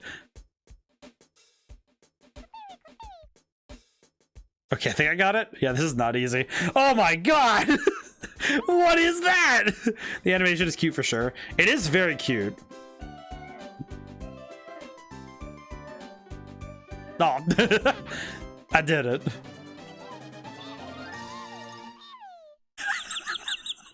I am starting to understand the meme. Play a different game. I am starting to realize why the meme of, oh, Koferi says do this, and then it just shows like a 30 string combo from a fighting game, and it's like, what do you mean do this, Koferi? What do you mean? Look at that! What is that? We're gonna do it again. All right, hang on. All right, so oh, I didn't get to choose my difficulty. Wait, go back. Quit. I need to go back. Wait, can I choose my difficulty? I cannot choose my difficulty. Hang on. I need Koferi to teach me Street Fighter 6 combos. Okay, we're gonna do normal or Mortal Kombat 1. I swear you could actually use some of that to learn some combos. By the way, I will be streaming. Speaking of Mortal Kombat 1 betas this weekend, I think I won't be streaming the beta, but when the game comes out in September, I do plan on playing it a little bit because on stream, because I do want to be I do want to be in on that crowd a little bit. I don't really do betas, but that's mostly just because it's mostly just because I really want to wait for the release day, because I'll see if I can get the game out then. I will probably do some open servers like I did with Street Fighter 6 the one time. I didn't really get to play much Street Fighter 6 with people, but it was fun. Okay, normal difficulty. Oh, the arrows are dittos. That's adorable. Okay, what do we got? Remember this. Okay, I can remember that. That one's not too bad. it's the way that they move that makes me laugh. Okay, I think I got it. Not good at fighting against lobbies. Definitely better for learning than online random battles. Yeah, it's like, and it's also good when you have somebody who can actually give you like, hey, here's some tips and pointers on how to like better your skills. We'll say I've had some quick play opponents going for many rounds. It is a lot of fun when you have.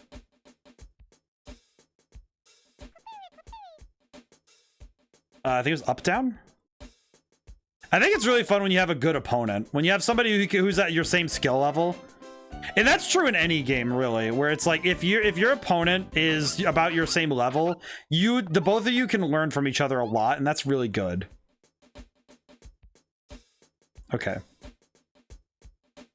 1, 2, 1, 1, 2, up, down, left, right. Think I got it? I'm just trying to think about how many people played this mini game and had a panic attack trying to figure out all this. Okay, what's this gonna look like? Oh my god. Okay, I think I got it.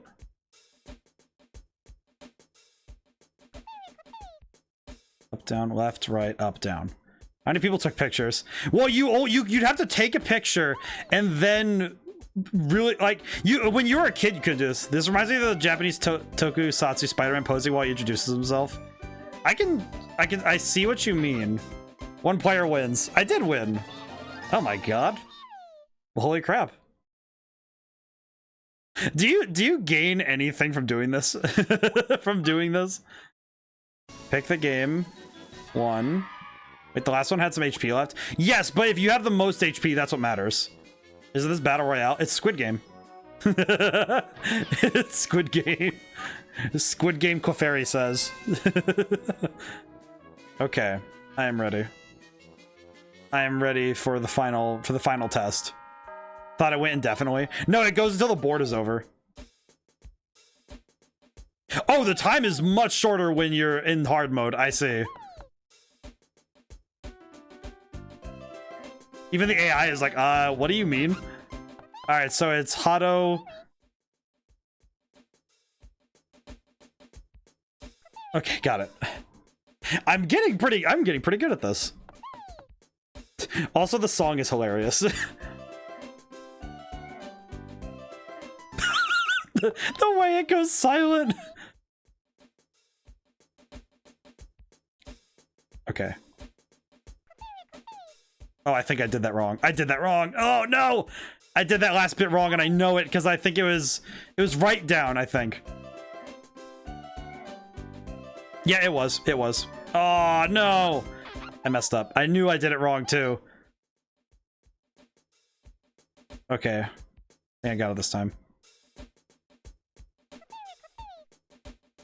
Oh, I messed it up. I messed it up again. I messed it up again. Oh no! I messed it up again. I'm gonna have to try again. Does it keep building on the same pattern? Yes.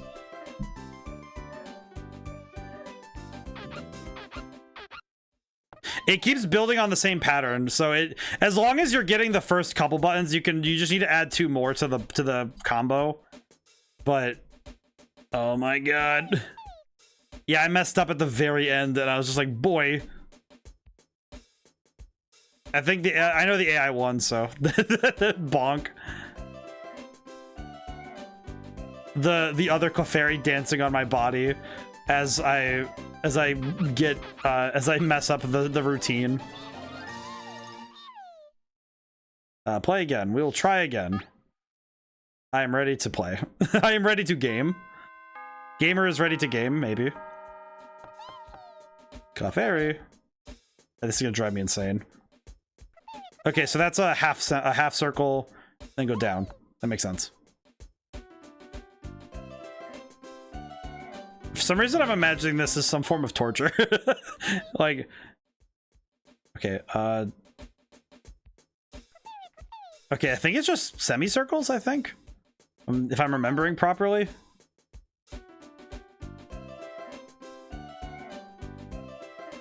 It's the hammer that makes it, that sells it for me. Okay. Down, left, up, left, left. Okay. 1, 2, 3, 1, 2, 3. Left, right. Okay. Oh, it's like I don't even have enough time to take a picture with my phone and use that as reference. It's like I don't have enough time to do that and also get what I need. I wonder who voiced the Clefairy.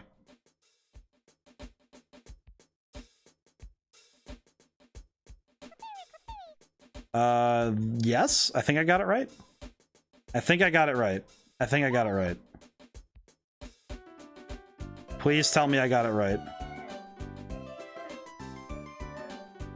I got it right. Oh my god. Remember my D&D party has a squeaky mallet like that? I love that. I think squeaky mallets are the funniest weaponry. Okay, the last two are up. Up. Okay. I think I won. I think I got it. Is it weird that I like the little pointer too is a little star? I like that. I don't know. I just this is a very adorable. Oh, just Clefairy gets bonked and then starts crying immediately. Like, I'm sorry.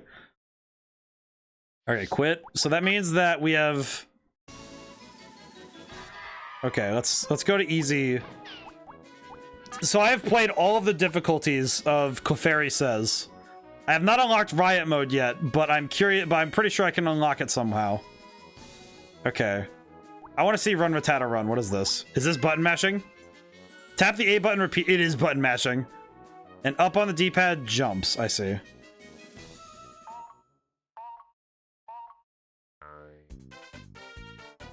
Which one am I?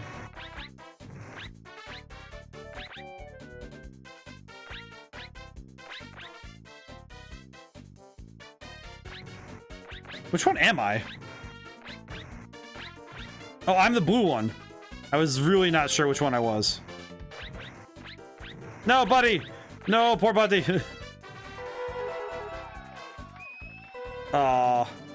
I see. Okay, I think I know how to win this, though. Play again. I think I know how to win. Start game. I think I know how to win this one. Right, also, I know which one I am now, so now I can actually keep track of myself. No!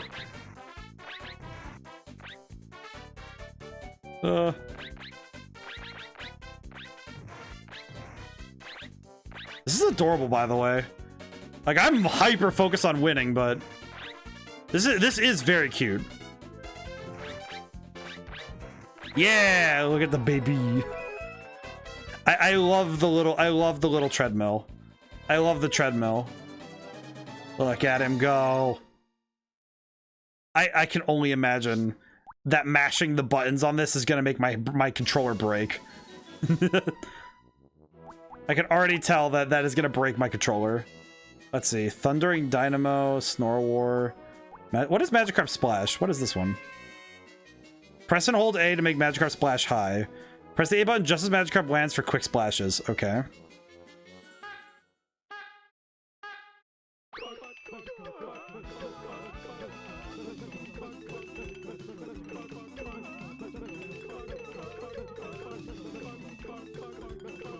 This is audio torture.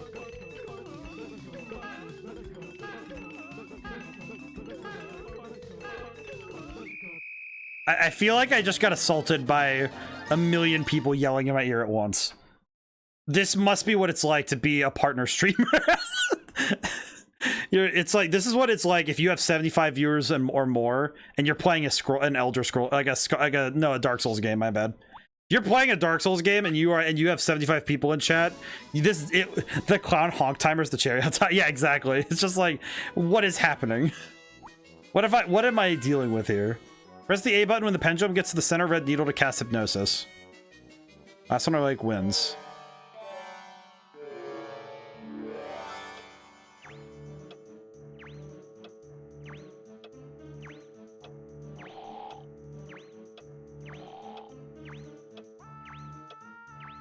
My eyes are weirdly focused on the thing.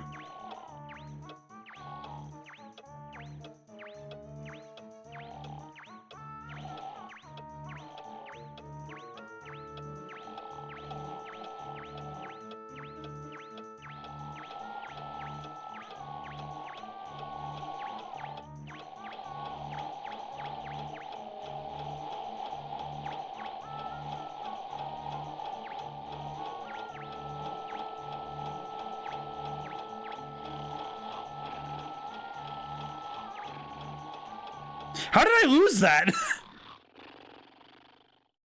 What? My brain just turned off for a moment there. It was like I laser focused in on that, on the like the red dot. I thought I was doing good. How does this game work? I will come back to that, but all of these mini games are so bizarre. They're so weird. Thundering Dynamo. What is this one? B and A charge power. Tap A when it's blue. Tap A to charge electricity, but tap the B button when it's green. I see.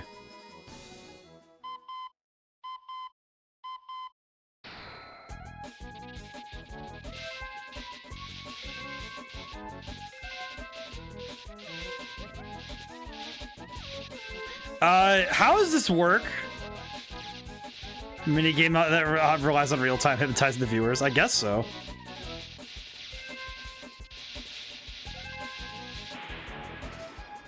Kind of feels like Pikachu is cheating, but okay.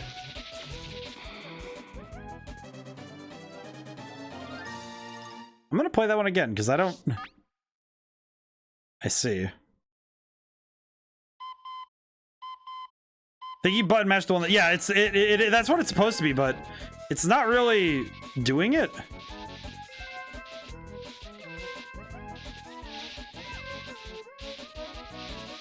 Okay, there we go. Now it's doing it. Okay, I see. Oh, the Pikachu.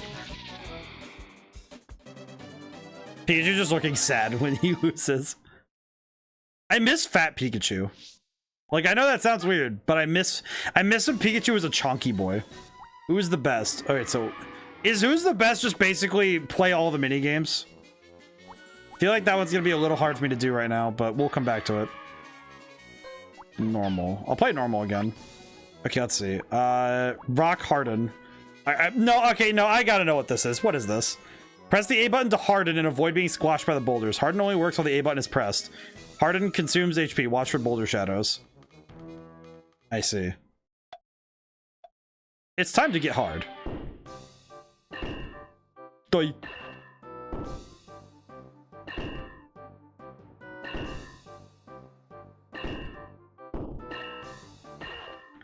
You know what this is weirdly reminding me of?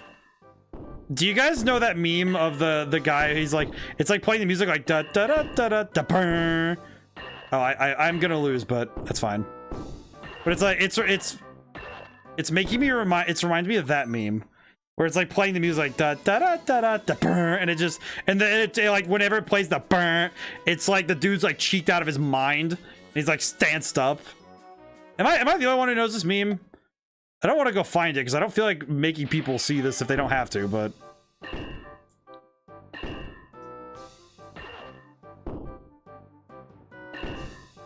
It's also very funny. Da da da da da da burn. Just warning. Loud noises. I'm gonna look at that in a moment here because I think it's the one I'm thinking of.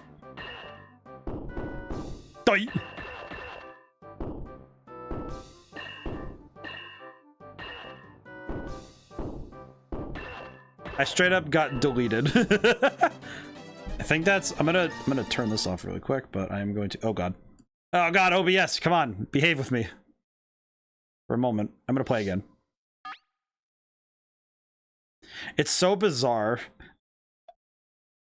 Why is this minigame is so funny though? It's playing the evolution music though underneath this.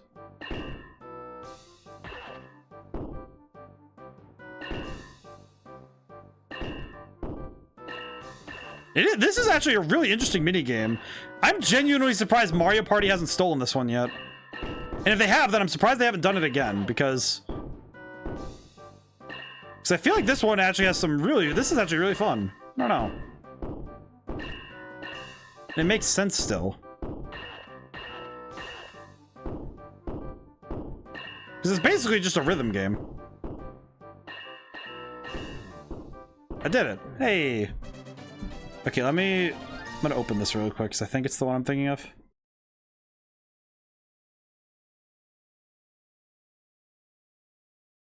Maybe? Do not know if this is the one I'm thinking of. I'm gonna have to open that later because I can't hear it. I'm not hooked into my PC, so I can't actually hear it. I have to look at it. That was pretty good. Okay, let's see. Play a different game. I like the mini games though. I don't know. I can definitely see somebody losing a whole day playing these. I could absolutely see someone playing this for a whole day. I definitely could have seen myself being that kid doing that.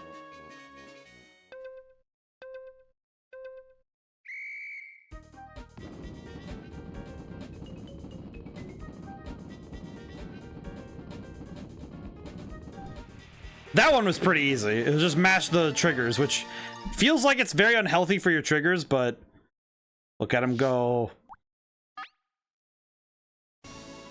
I also like that they have the aim using the control stick, pull back and the control pad, I mean. Use the control stick to launch Ekans. One with the high score wins.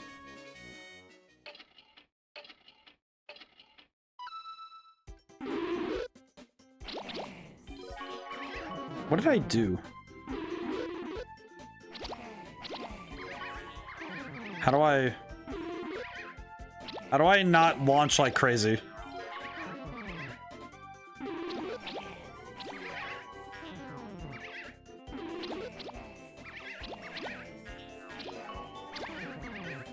It's like I can't aim properly. This could be a fun time to do predictions with the CPUs. Probably could, actually. Oh god. Oh, I wanted it though. Meh. How do you shoot less?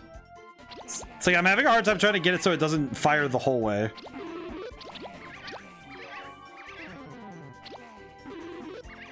Yeah, how do you do that? How come I can't fire?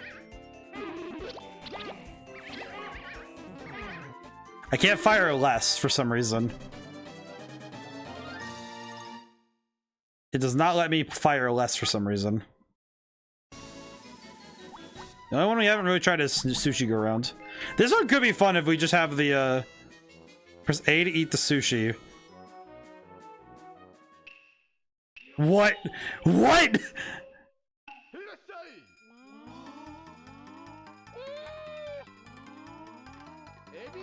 What is happening? I heard that sound clip and I was just like, no, you gotta be kidding me. That cannot be in a video game for real. That guy going, yo! This is amazing.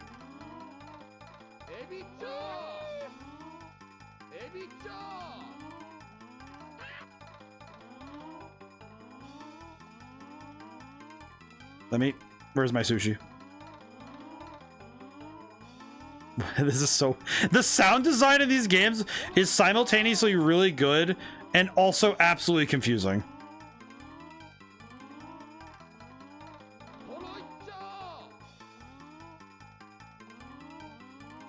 Mainly because it's just so bizarre to listen to this at the same... Just like...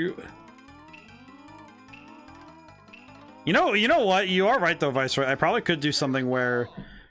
Oh god. Oh, I did not win. You could absolutely do a game like this where you just have all the AI playing, and then you just have to guess who's gonna win what. I think that yay sound is also in 5 Nights at Freddy's. Okay, I want to see hard mode on Run Rattata. I want to see Run Rattata run on hard mode. Here we go.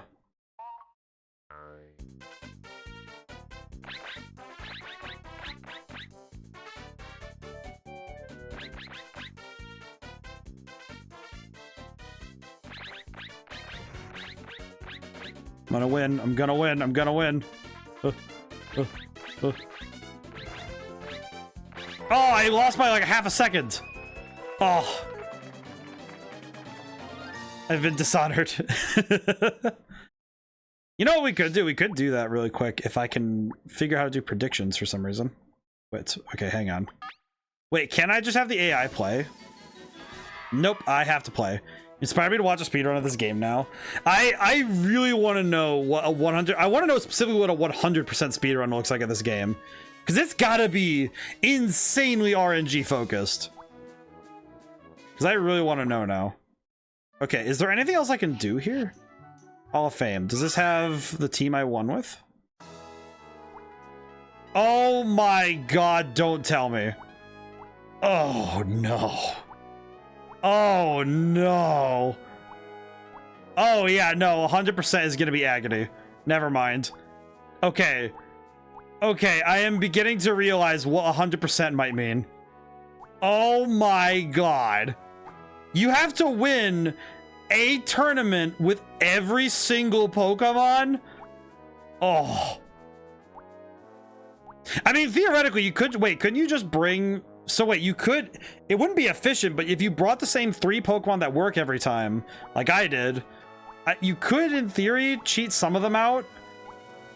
Okay, I think 100% might be a bit much. That's gonna be rough. Look at that. Because these statues... Yeah, there's no 100% speedrun for this game on 100% on speedrun.com. God, maybe I'll do it. Just set up a day to stream where it's just, here's a timer. Here is the 100%. Pray to God. I will take, it's like, just, I feel like that's going to be like how well, that's going to be the same as why I want to take the Kingdom Hearts Chain of Memories, because nobody's touching the speedruns. So it's like, oh, I could probably go snag a record or 2 just because it'd be funny. Oh my God. Because all these statues need to be filled out. Oh. Does this do anything if you're not, no, it does not do anything if you don't have it. I see. So what is a speedrun? So what is a speedrun then? The let's go to hell stream. Yeah, seriously. Okay, I just want to see. So what is this? Rules. Open, enter 6 Pokemon, choose 3 out of 6. Gym Leader Castle. I feel like you're not allowed to go in here until... I feel like that's going to be the end of the game. GB Tower free battle. So free battle is just choose anything, right? I see.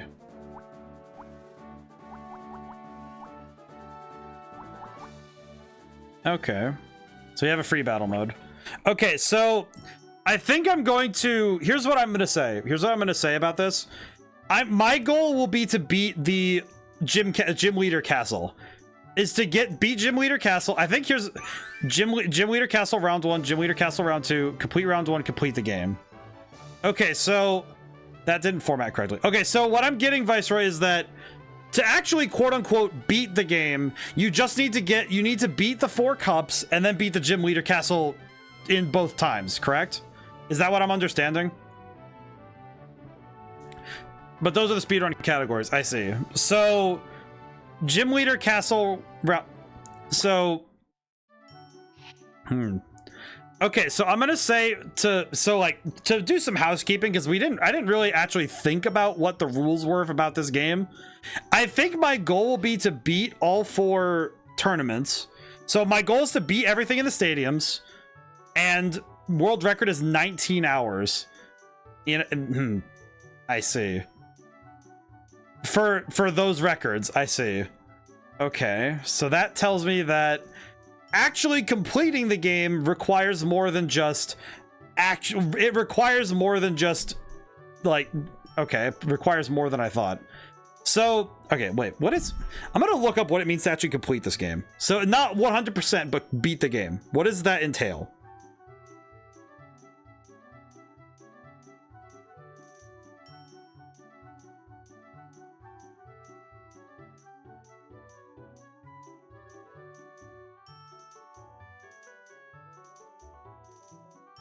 What is a complete game? When all cups have been won... Go back. When all cups have been won... let's see. Trophies may be earned 1 for each level of difficulty. In the Poke and Prime ones. Okay, so... Poke and Petites, you only will get 1 trophy each. After choosing cup to compete in... I see. Okay. So I have... Okay, so what I'm seeing is... Okay, so... Alright. If I'm understanding correctly what they're saying... I have to beat the Pika Cup and the Petite Cup once. I have to beat the Poke Cup and the Prime Cup 4 times each, once per difficulty, and there are 4 difficulties. Once those are completed, I can go to the Gym Leader Castle and do round 1 and round 2. Is that what I'm understanding? If I'm understanding correctly. Okay. I see. Okay, so I think that'll be my goal, right? We're gonna get the trophies. I am not doing 100% in the Hall of Fame. That is gonna take too long. I'm trying to find out myself what it all entails. I know that there are unlockables in the mini games, and I think every stream I am gonna make a point to do some mini games so I don't go insane. And I think I am gonna do that. Also, I'm going to click on a menu so that I am clicking on a menu so I don't have to stare at those Magnemites spinning, so my brain doesn't hurt. Okay, so that'll be what this series is the main goal. The main goal is to get all the trophies in the game. However, I am going to include, like, as a hyphen, if I can get other stuff like additional trophies, or maybe doing this who's the best mode on all the difficulties, so we unlock riot mode, I will try to. However, the main focus will be the battling, I think, because I think that will make the most sense, at least in my opinion. Of course, that is entirely just what I'm thinking. Complete this game is defined as getting the final credits after defeating Mewtwo in round 2. To do this, you must complete all stadium cups and the gym leader castle in both round 1 and round 2. Okay, so basically so the final credits are what I need to get to. Makes sense. Okay. So that's our goal. And that'll be the same goal for Pokémon Stadium 1 and 2. Okay, so got it. So that'll be our goal for this series. Which, given how long it took me to beat one of these tournaments, this might be as long as I expected, which is good because it's supposed to be a series. But yeah, okay. So I do have some stuff to do. Excellent. So this will be the Wednesday game for the foreseeable future, and then we'll do Pokemon Stadium 2, then Battle Revolution. So yeah, thank you everyone for coming by. I am gonna end stream here. Housekeeping, tomorrow is more Phoenix Wright. I really hope we can finish I think it's case 2 or wait, my brain just turned off. It's like, is it case 2? It is case 2. Ronnie trying to solve. No, it's case 3. It's the Phantom Thief. My brain is, wait, objection. Yes, so we are going to, so that is tomorrow, and I'm gonna try and finish Sonic Heroes on Sunday. I say try because the last one, it took me 3 hours to get through a story. Case 2. Okay, so it is case 2. My brain just, the numbers got mixed up in my head for some reason. I don't know why. I think it's because it's been such a long case that it's like, okay, in my head, I'm like, okay, I had to have moved on a case, right? It's like, no, it's not. It's just long. So we'll continue case 2 tomorrow in Phoenix Wright, and I'm going to try to beat Sonic Heroes a little bit faster on Sunday, maybe. GG's Odom, thank you for the stream. Oh, thank you. And thank you everybody for coming by and getting to hang out and coming to hang out with me. I am currently doing my best on my next thing, which is a cover album. I am going to start looking for part-time employment though, because I need to pay my bills.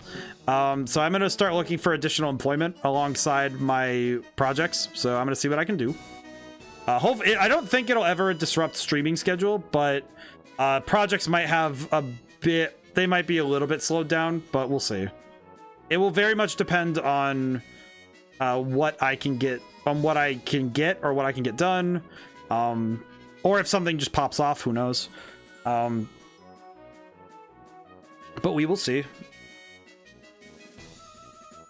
If anybody wants to assist my stuff, I can only ask like for likes and reposts if possible in places where I post.